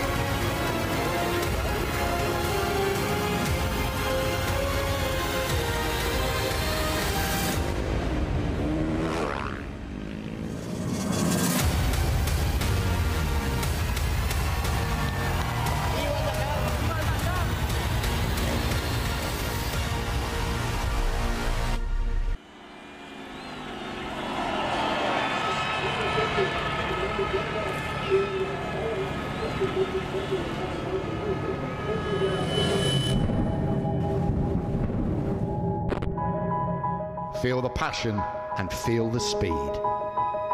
Leave everything on the track because every move counts. Focus. It's all in your mind. And don't forget, he who dares wins. Let battle commence! In MotoGP, the relentless Marc Marquez shook off an indifferent start to the 2017 MotoGP season to hold off a strong challenge by Andrea Dovizioso. Interestingly, this was Marc's 4th MotoGP title in just his 5th year in the Premier class. Yamaha's Maverick Vinales seemed like the early title contender as he started with 3 victories in the first 5 races of the season. The surprise package of the season emerged in his Ducati. Andrea Dovizioso got back-to-back victories in Mugello and Barcelona and proved he was a serious contender to the title. As the summer break was nearing, Marc Marquez only had 1 race win and was lingering in 4th position in the riders' standings, behind Dovizioso, Vinales and Valentino Rossi. The season changed for Marquez when he won in Germany, and that victory gave him a 5-point lead going into the summer break. Masterclass of riding and tactics. After the break, the lead in the riders' standing exchanged between Dovi and Marquez several times. Australia was where the championship was ultimately decided in Marquez's favour, as he won with Dovi finishing in a lowly 13th position, which saw the gap open up to an unassailable 33 points with only 2 races remaining. With a slim mathematical chance of being world champion, Dovi kept his hopes alive with a victory in Sepang, but heading into the final race, Marquez just needed to finish in the 11th place to seal the title. The Ant of Sevilla was never going to be denied what is rightfully his. Marc was one of only 4 drivers to have won championships in 3 different categories, and he showed his class in the season finale. The Spaniard was never going to do the safe thing. He wanted to receive the title from the top stand. He pushed so hard he nearly crashed out of the race. He managed to stay on his bike but dropped behind Dovi, but the Ducati rider himself made a mistake and crashed out of the race, allowing Marquez to cruise to victory in the final race of the 2017 season. This is MotoGP. Welcome along to the 2017 Formula One World Championship. New bigger, wider, heavier cars, new drivers too, but the same need for speed and the desire to succeed. In Formula One, Ferrari took the fight to the dominant Mercedes, who reigned supreme in the last 3 years. Ferrari's lead driver Sebastian Vettel put on a strong performance in the first half of the season, and the German went into the mid-season break leading by 14 points. The first half of the season saw Valtteri Bottas win his first Formula One Grand Prix. It also saw Red Bull's Daniel Ricciardo joining the Ferrari-Mercedes party with a victory of his own in Azerbaijan. Lewis Hamilton also recorded an emotional victory in front of his home fans at Silverstone. The mid-season break ended and Hamilton came out to play, inflicting severe blows to his main rival Vettel, whose season crumbled spectacularly. Hamilton racked up 5 wins in 6 races to effectively end the title races of competition. Back-to-back victories for Hamilton and Mercedes at Spa-Francorchamps and Ferrari's Spiritual home at Monza saw the Ferraris implode at tracks which favoured the prancing horses. First, Vettel started in pole position for the Singapore Grand Prix, but in a desperate move to cover Red Bull's Max Verstappen at the start of the race, the German caused a 3-car pileup that saw Vettel, Verstappen and Kimi Raikkonen retire from them. This in turn handed Lewis Hamilton a clear line to the finish as he cruised to victory. There was some consolation for Vettel as he won the Brazilian Grand Prix, as former Ferrari driver Felipe Massa had a second emotional farewell to the sport at his home Grand Prix. Come on, Paul! Great job, Daddy, I'm so proud of you, and wherever you go, I will support you. I love you. By the way, I loved your start. Bye, te amo. Te amo, te amo. Eu amo todos vocês. Thank you, I love you all. Thank you so much. The season finale in Abu Dhabi saw Valtteri Bottas close out the 2017 season with the 3rd victory of his career, ahead of Lewis Hamilton and Sebastian Vettel. Lewis Hamilton rewrote the record books a couple of times this season, and the biggest milestone saw him surpass Michael Schumacher's record for most pole position, and the Brit joining the list of only 4 drivers to have won 4 Drivers' World titles. This season was much more of a spectacle than previous years, and if the Red Bulls and Ferraris come closer to the Mercs in 2018, we, the motorsport-loving public, are in for an epic season of racing next year. If you can keep your head when all about you are losing theirs and blaming it on you, if you can trust yourself when all men doubt you, but make allowance for their doubting too,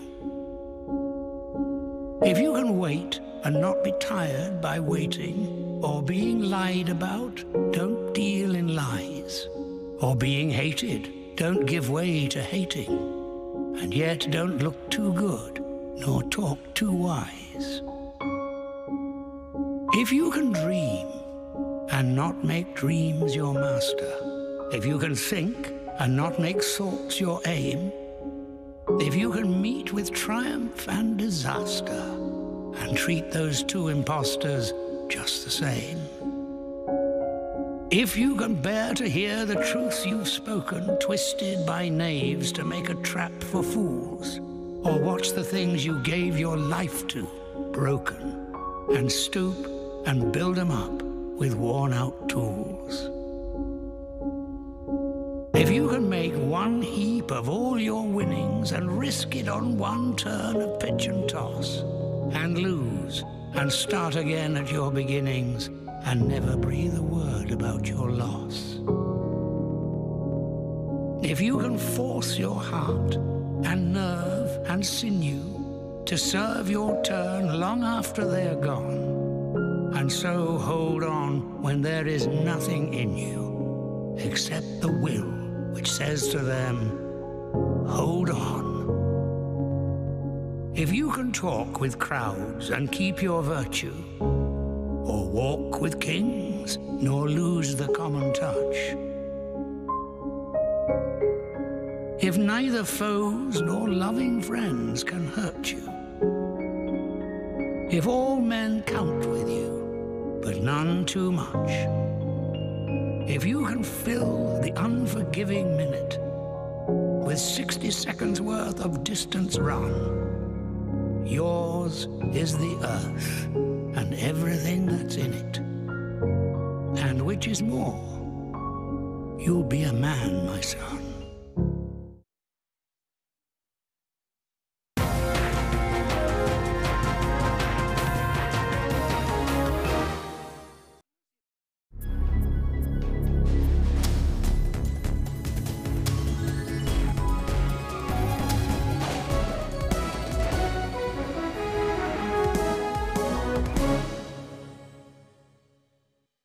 From script to screen, from yelling action to taking you on a journey.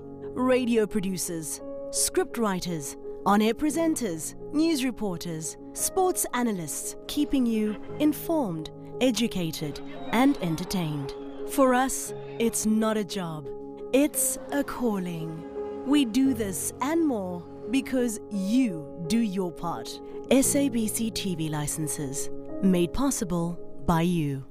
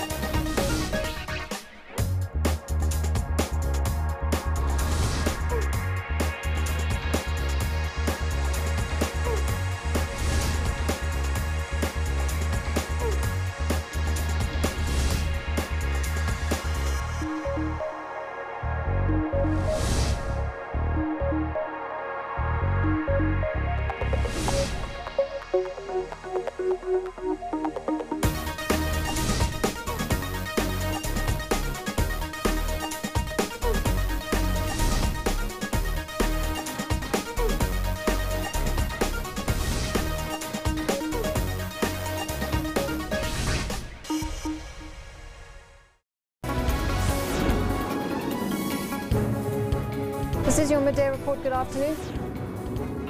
I will be faithful. I assume as President of the Republic of Kenya.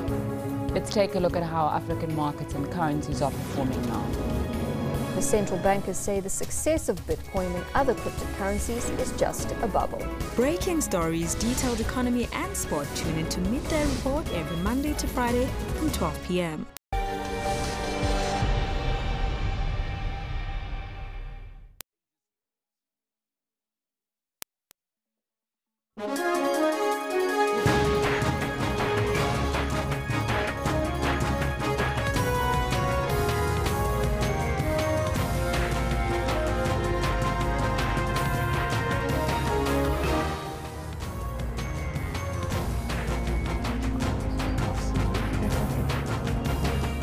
Very good morning to you. Welcome to Newsroom. We're coming to you live from our Auckland Park studios. This is the last hour. I'm Shante Yankees. I'm not alone in studio today.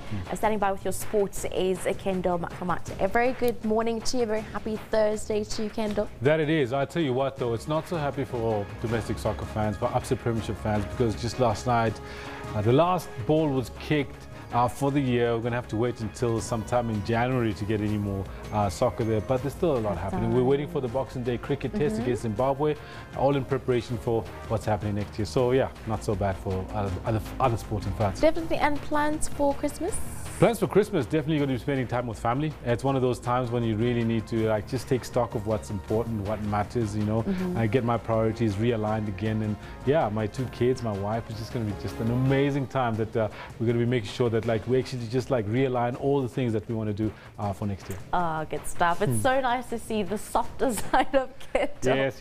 That being said, let's have a look at the question of the day. Today we ask you, what do you make of the ANC's resolution on the expropriation of land without compensation? Please send us your comments on @SABC Newsroom. Of course, there have been some comments that have been coming through throughout the course of the morning. Yeah. We're having a look at what people are saying with regards to the land there. Also, Cyril Ramaphosa saying he endorses it as long as it's not going to compromise our economy and food security. But let's have a look at the question here, or a response rather, from Ipantu. Empty promises as always. I'm not going to be fooled by them again. They lost a voter in me a long time ago. They're always playing with the poor people's feelings, and that is just disgusting. Once again, another cynical comment from a South African, but you know what? There's what is smoke this fire. Alex Mulukume says the land ownership status as it stands now is not just injustice, but it's also immoral. It must be resolved ASAP, says Alex. Definitely. And where does one draw the line? This one comes in from Christine Kumalo. It's about damn time, I say. Well, of course, she's pro for the land. Yep. We'll have to see how it plays out and what's going to come out from there. Let's have a look at our poll of the day. Ask, do you support the ANC's plan to decriminalize sex work? We've been running the poll from this morning, currently on 569 votes. Well, what's interesting is that the majority, it's a clear majority, 58% say yes, they support the plan to decriminalize sex work, which means both the customer as well as the service provider, there's no gray area. It's okay for 58% of our respondents of the 569 votes that we've got that the ANC says decriminalize sex work. This one coming in here, this should have been done ages ago. So coming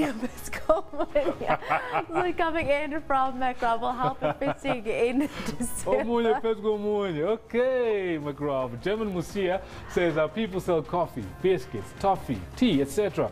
What's wrong with selling sex? Nothing. For sure. Well, there was a debate in studio whether this is an activity or whether this is employment or a trade. Yes. Another one coming in. This is a downgrade of community morals. However, as long as they cannot provide alternative solutions for these people to sustain their livelihoods, then continued criminalization would not redress the matter but just worsen it. You know, I beg to differ, because the red light district in Amsterdam has been around forever, and I dare say that the unemployment rate in the Netherlands is definitely not that low, that people do it because they're desperate. Different views. Well, we missed that last We missed that last one. But thank you so much for sending in your views there. Hashtag Distraction Boys all through December. Oh, yes. But we have a sporting question as well. Yes, we do. And we're actually trying to see, what do you make of the fact that Gerald Njengele, he's a high-ranking SARU official, Western Province Rugby Vice President rather, he's been accused of racially abusing a colleague from SARU.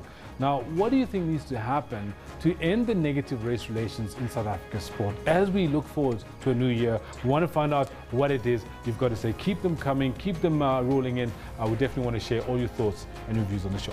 Definitely. Kendall will be taking us through all of our sporting highlights later on in the show. For now, though, let's have a look at your news headlines.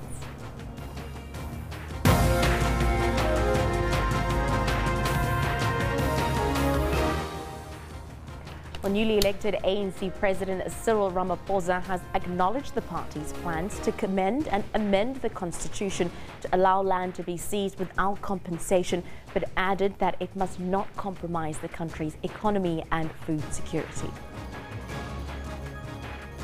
All the ANC senior leaders who wanted to contest the top 6 positions have made it to the party's governing National Executive Committee, which was announced in the early hours of this morning.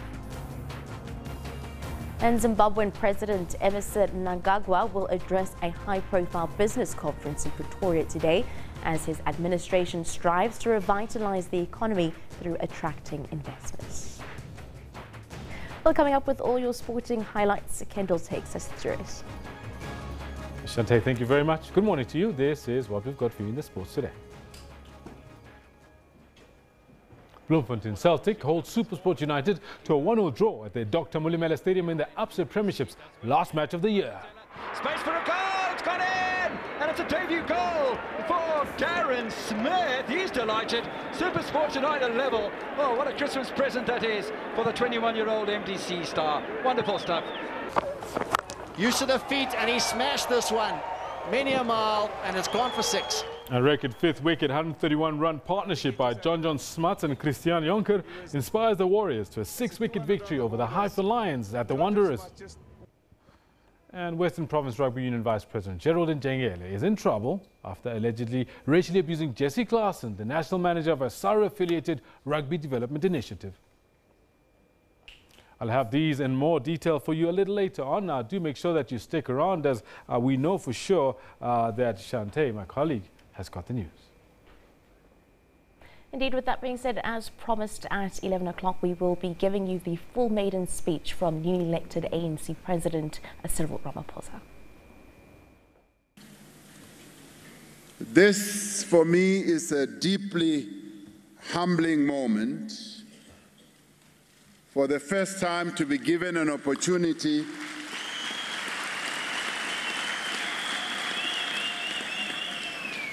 to address the closing session of the 54th National Conference of our beloved and glorious movement, the African National Congress.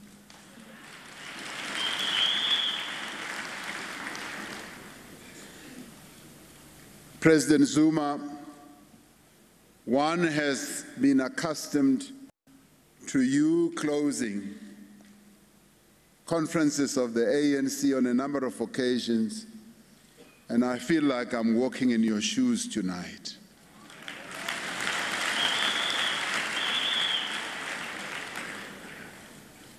Comrades, there is no doubt that this has been a conference of enormous importance and great significance in the life of our movement. In the months and weeks before this conference,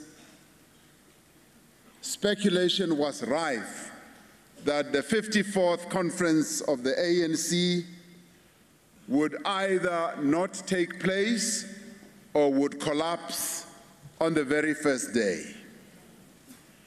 Your attendance here as delegates representing your branches is a victory over the doomsayers and those who do not wish our movement well. We therefore congratulate you for having defied the negative speculative predictions by making this conference a successful conference, because it has been a successful conference. There were some who even suggested that Nasrec in 2017 would represent the end of the ANC, and the ANC would rise here divided and fractured. The ANC is still here.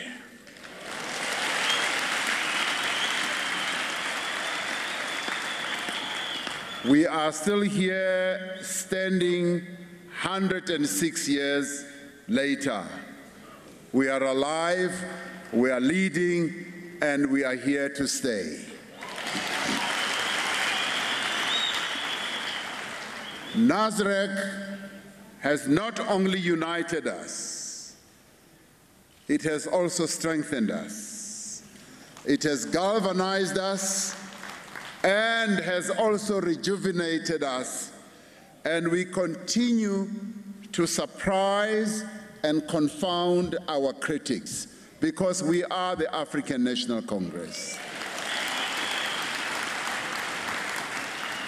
Over the course of the past 5 days, our movement has grappled with the challenges and tasks of this critical moment in the history and the life of our people and our country. The ANC has done what it does best. It has listened to the aspirations, the hopes, the wishes, the cries and the concerns of our people through the voices of the delegates who are here representing our people from the length and the breadth of our country. As delegates representing branches of our movement, you as the delegates have given expression to our people's hopes through the resolutions that you have adopted here and the leadership that you have chosen. In electing the leadership, you as the delegates have done something really special. You have turned your backs on the politics of the slate.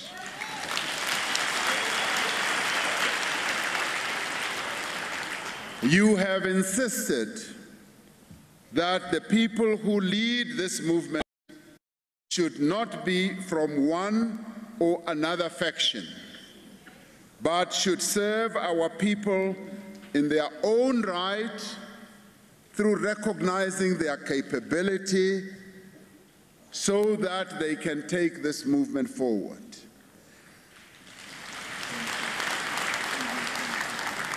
You, as the delegates of our membership, you decided that you wanted a united leadership.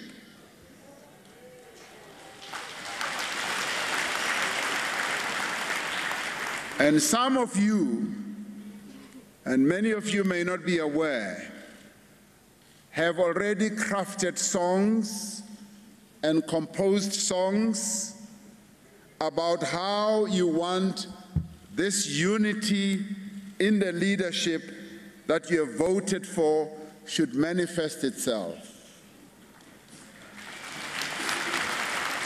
A number of you came singing up here to the podium. President Zuma, that was before you arrived. They came singing up here to the podium, and the officials were sitting here. They had already crafted songs about number 1, number 2, number 3, number 4, number 5, number 6. And 3 of them stood here, and they looked us straight in the eyes, and they said to us, "We want you to be a united leadership and serve the movement properly." I got a bit of a fright, but one young comrade looked me straight in the eyes and said, "Comrade President, we want this leadership to be united."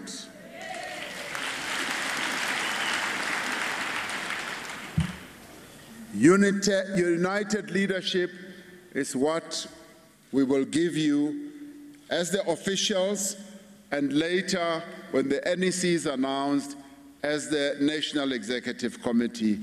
That we want to promise. This conference has also given us the opportunity to confront difficult issues and difficult truths. In recent times, we have seen the ANC at its worst. We have seen an organization that is divided against itself. And yet, we have also seen glimpses of the ANC at its best. Over the last few days, we have seen the ANC that we know, the ANC that we love, in conference, working together, discussing issues in the most robust manner. And as we looked, we said, this is the ANC that we know and the ANC we love. As representatives of nearly 1 million members, you as delegates have demonstrated that the ANC is an organization that is alive to the needs of our people, and that is at hard work to develop policies and programs that will respond to the needs of our people. More than that, we have seen at this conference a movement that is determined to enhance its policies, to strengthen the implementation of its policies, and to work with greater determination to unite its members and to build the structures of the movement. Our people will judge this conference not only by what we have done here over these past 5 days, but perhaps more importantly, they will judge it by what we do next. The people of South Africa want action. They do not want words. They are waiting for action to come from this conference.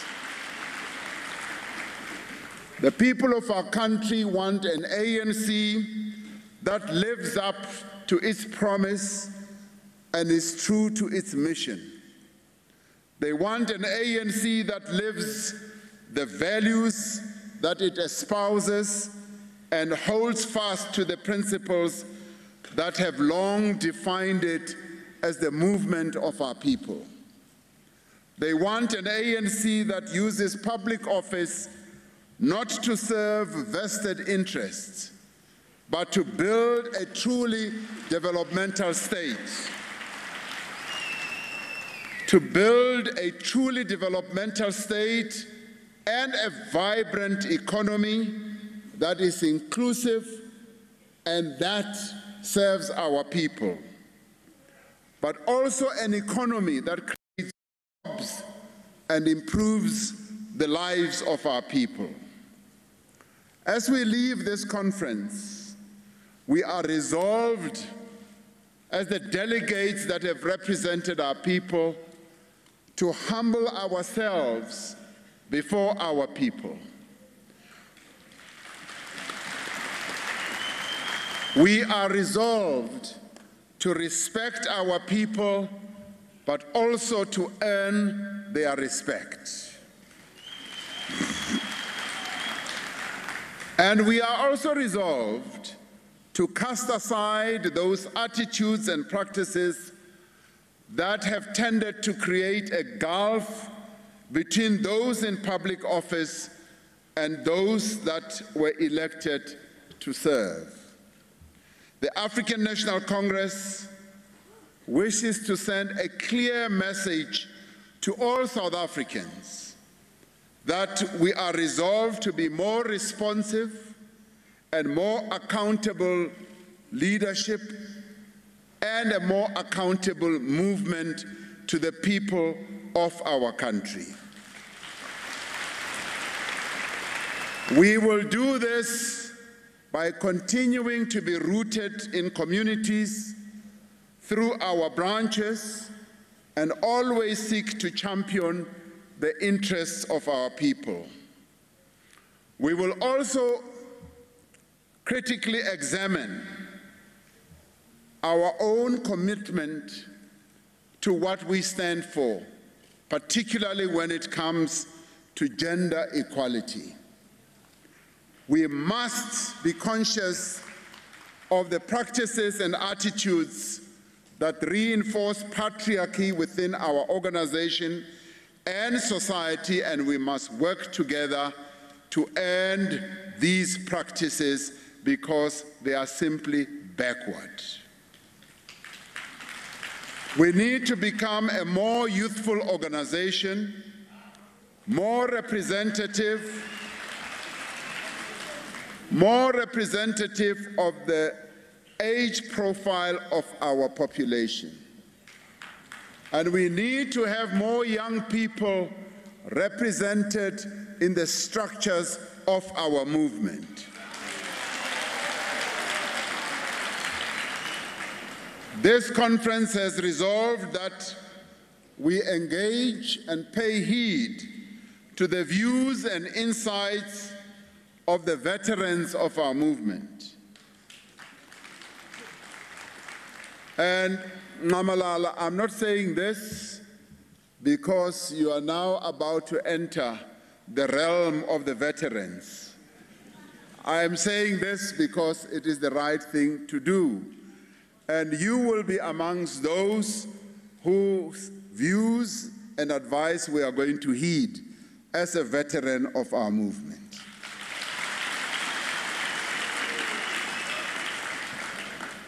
We want to and we will reach out to community organizations and other organs of society, understanding that they are critical for the exercise of people's power and are valuable partners for development.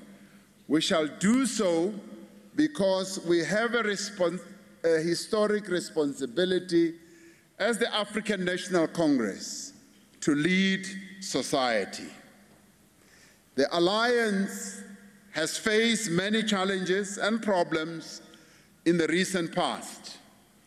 We will work with our Alliance partners to repair relations between the four formations that our people expect to lead the national democratic revolution.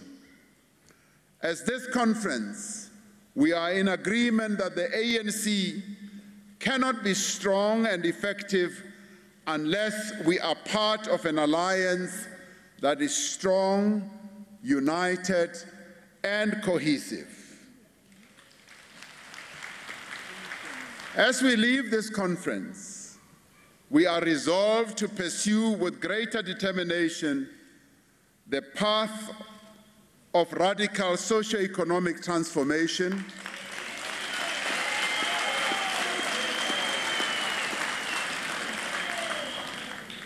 the policies that we have adopted are going to be the levers that we are going to use to speed up radical economic transformation,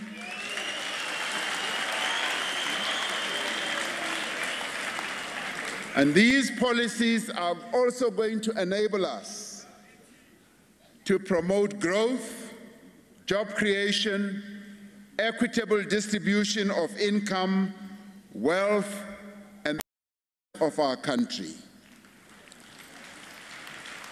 The issue of land has been a matter of great concern to our people whose land was forcibly taken away from them.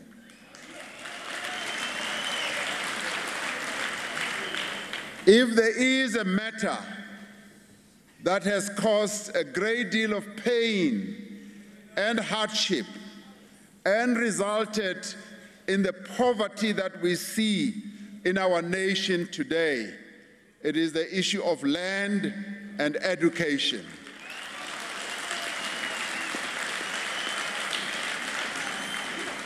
Many, many households in our country today will be able to testify to the fact that even in years gone by, as soon as their land was taken away from them, poverty set in. Because our forebears, before the land was taken away from them, lived a fulfilled life from the land. They were able to feed their families, and when the removals and dispossession took place, poverty became a partner to the people of our country.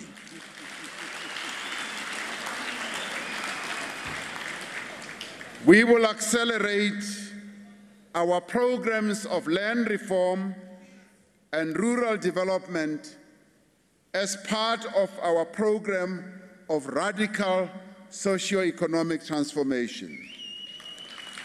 This conference has resolved that the expropriation of land without compensation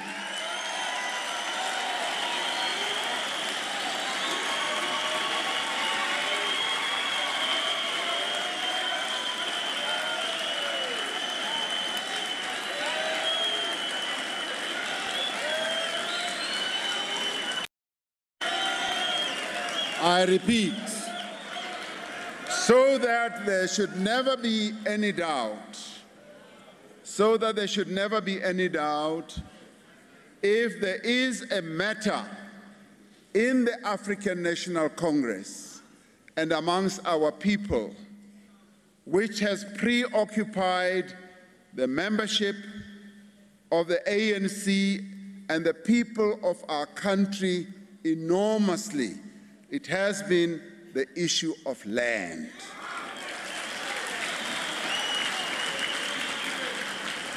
And over the years, since 1994,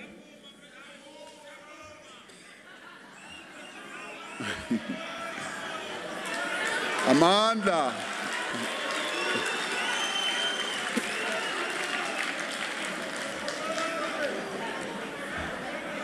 thank you, comrades. If there is an issue that has preoccupied our people greatly since 1994, it has been the question of land. This conference, with overwhelming agreement, unanimous agreement, has resolved that the expropriation of land without compensation should be amongst the mechanisms available to government to give effect to land reform and redistribution. It has also been resolved that in implementing this decision, we must ensure that we do not undermine the economy, the agricultural production, and food security in our country. That is what is important. And as the ANC, so that it is also well understood, the African National Congress has always taken care to seek to manage the economy of our country in a way that will advance the interests of our people. There have been weaknesses from time to time, but in the main, since 1994, we have taken care to manage this very sophisticated and complex economy of South Africa with due care. And even with this decision, we are going to make sure that as it is implemented, we will manage the process of the implementation of this decision properly with due care to the interests of our people as a whole. We say this because we have been the central driver of progress in our country and in our economy over the past 23 years. Our efforts have been aimed at eradicating poverty, inequality, and reducing unemployment. We have placed the challenge of unemployment at the forefront of our actions in the economy. Our focus on education and skills training is beginning to bear fruit. Our social development programs have been aimed at addressing poverty amongst our people. The policies that we have adopted here provide a platform for faster and more meaningful implementation of the National Development Plan. We will elaborate the other decisions that we have taken at this conference more fully when we release the NEC statement on the 13th of January, when we celebrate our 106th year.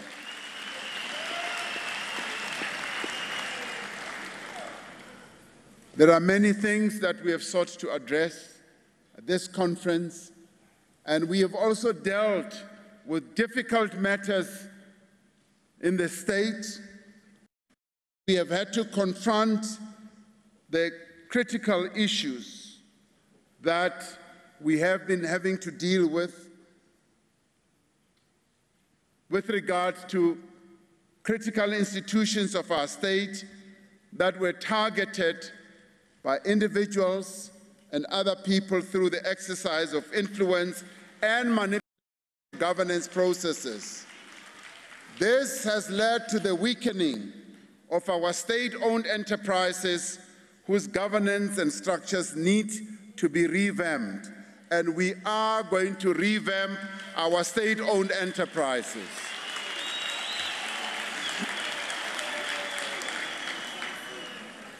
Given all these challenges, we are called upon to act against corruption. As our declaration says, we are also called upon to act against collusion and other economic crimes prevalent in both the public sector as well as the private sector. We are also called upon to investigate without any fear or favor the so-called accounting irregularities that cause turmoil in the markets and wipe out billions and billions of rands from ordinary South Africans. Now, this conference has resolved that this must be acted upon and it must come to a stop. Corruption has to be brought to a stop, and it must happen with immediate effect.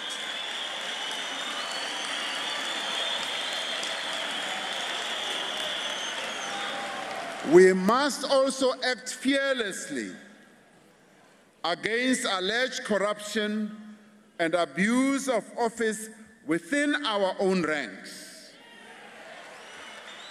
And it is for this reason that we embrace the Integrity Commission at our NGC and endorse this decision at the 53rd National Conference.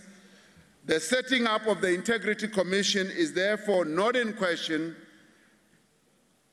and there is consensus that the Integrity Commission should be supported and empowered to do its work without any fear, favor, or prejudice in order to restore the integrity of the African National Congress, in order that we can cultivate and promote ethical leadership within our own ranks.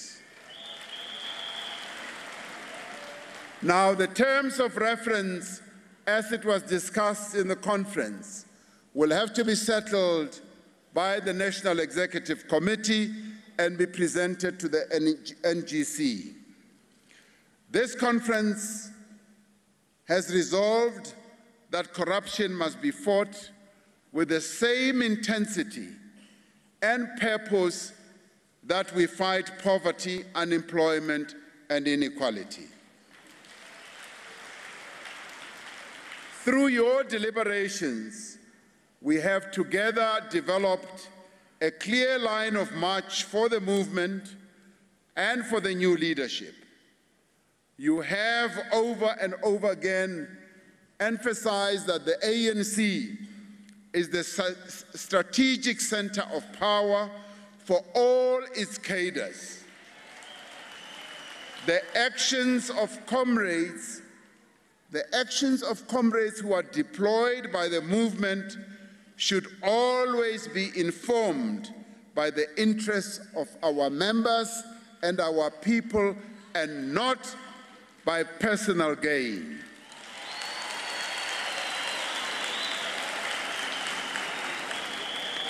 Those who are deployed by our movement should always be a source of pride and not a source of embarrassment. They are deployed so that they can take us closer to the national democratic society to which we aspire, and they should not do things that will undermine it. The National Executive Committee that you have elected, whose names will be announced, I guess, in an hour and a half. The Electoral Commission said they were still busy, but they will be announced soon. So this committee that you have elected commits itself to follow the instructions that you have issued from this, our 54th National Conference. You have instructed this National Executive Committee, this leadership that you have elected, to forge a united African National Congress. You have also directed us to unite the alliance and ensure that its programs are underpinned by unity. Another overarching task that you have charged this leadership that you have elected with is to unite the people of South Africa and to work hard to heal the wounds of conflict and division in our country. We must, as a movement, focus afresh on the task of building a non-racial country guided by the injunction of the Freedom Charter that South Africa belongs to all who live in it, black and white. Personally, comrades, I wish to thank you with all humility for the confidence that you have shown in me.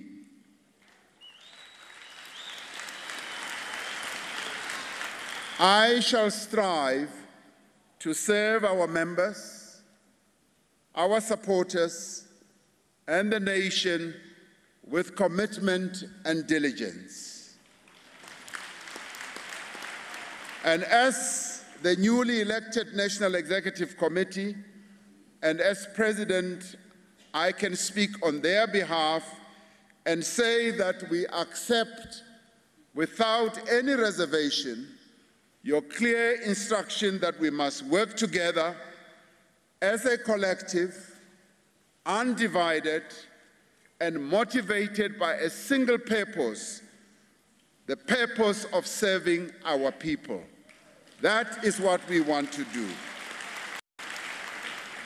We are aware that leadership in our movement is not confined to those who hold office. And it is in this regard that I would like to pay special tribute to Comrade Nkosazana Dlamini Zuma,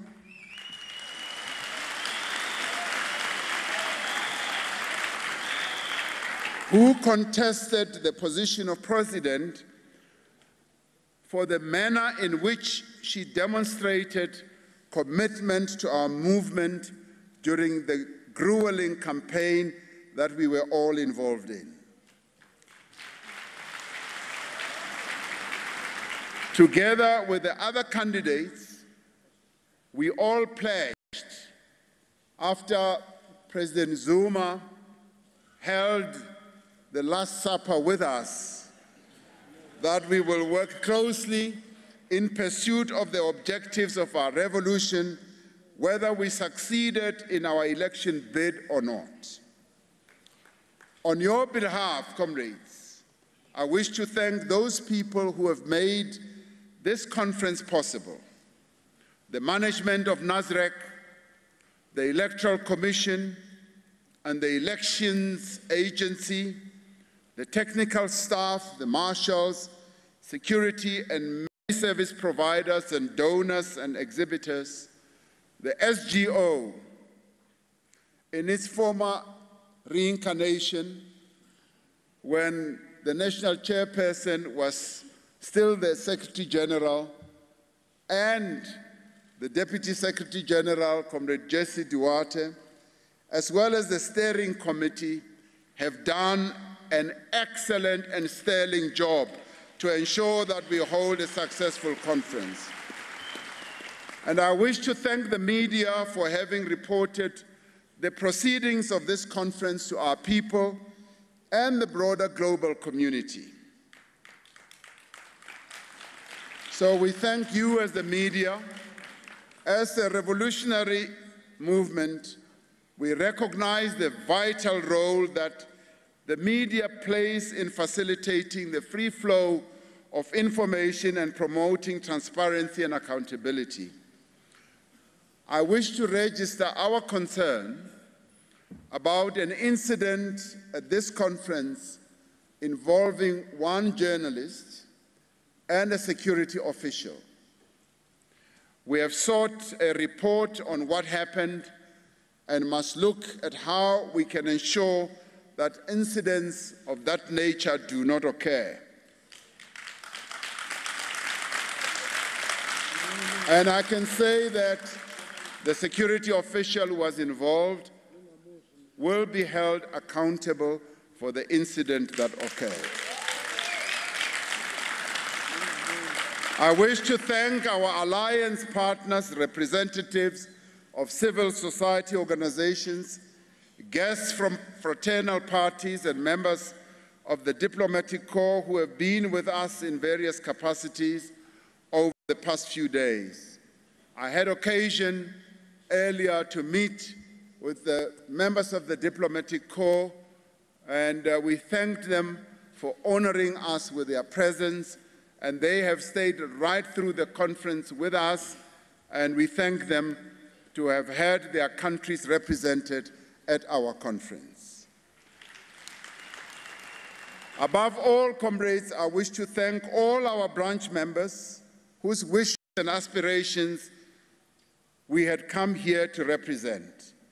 To all delegates, thank you for your attendance, but more importantly, comrades, I'd like to thank you for your patience, but also for your forbearance with the delays that have occasioned at this conference, including the voting process that took a long time and the program planning.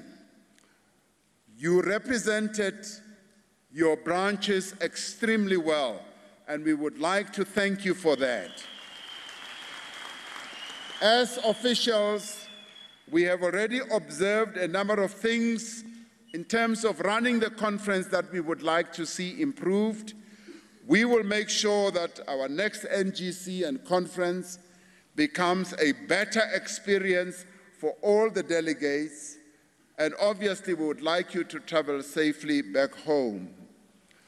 Make sure that you do go back home and rest a bit, because a lot of work awaits us in 2018.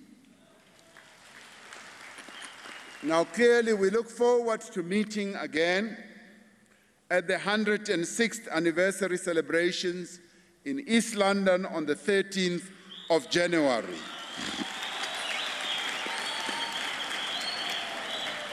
As we all know, next year we will be celebrating the 100th anniversary of the birth of our former president, Isitwalandwe Siaparankwe Nelson Rolihlahla Mandela.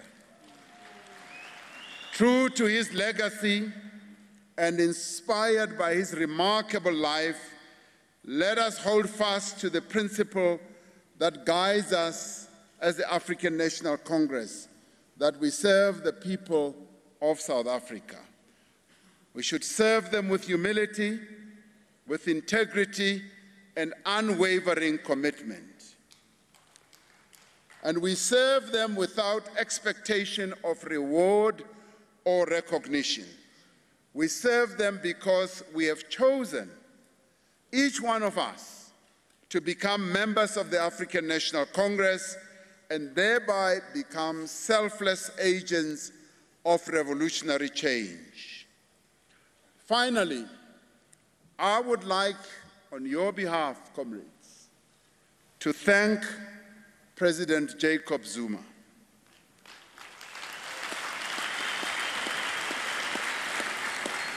I would like to thank President Jacob Zuma for the 10 years he has spent as president of our movement and for a lifetime of service to the people of this country.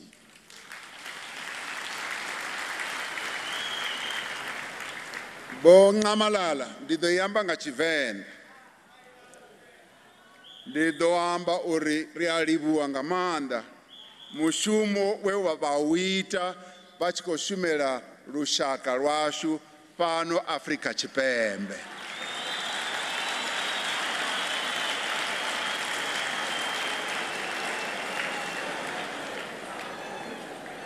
Ngizokutolikela baba masibabili kuphela. It was during your tenure, President, and thanks to your vision, that the National Planning Commission was established and produced the country's first National Development Plan. This is a framework for economic and social change that will guide our country for many years to come. History will record that it was at your insistence as President that South Africa expanded its antiretroviral program rapidly and progressively to be the largest in the world. Through your intervention, Ngamalala, we have made great strides in combating this epidemic. Many lives have been saved and many infections have been prevented, and we thank you for that. We as officials obviously will miss you. What will we miss? We will miss your jokes. We will miss the sweets that you used to distribute to us. And we will miss the wonderful conversations that we have always had. We cannot close this 54th conference without paying tribute to you for your contribution over many decades to the struggle for freedom, democracy, and development.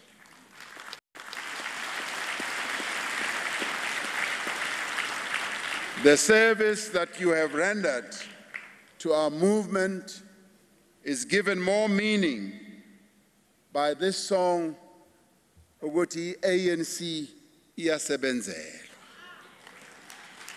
You did precisely that. You worked for the ANC, and we thank you for that. Ngoba ekusempeleni uyisebenzela i-ANC, siyakubonga Nxamalala ngomsebenzi wakho owenzile. As we close this conference, we close it thanking you, but we also close it saying to all the delegates of our country, a great foundation has been laid by our leaders in the past so that we can move forward. The leadership that you have elected today is meant to follow on the foundation that has been laid from our great leaders that have preceded all the other leaders. And so therefore, comrades, we thank you, and we thank you for your attendance at this conference. I'm able now to say this has indeed been a successful conference of the African National Congress, and we therefore close this conference knowing that we have done a great job. And that's where we wrap it. So Cyril Ramaphosa, of course, sending his thanks in regards to outgoing ANC President Jacob Zuma. Yeah, no, I want to thank you very much for having joined us today. We'll be back with a whole lot more news, more highlights, both in general news, politics and sports tomorrow. Definitely. Okay, we'll see you guys tomorrow for another happy Friday and another edition of Newsroom. Until then, bye-bye. This is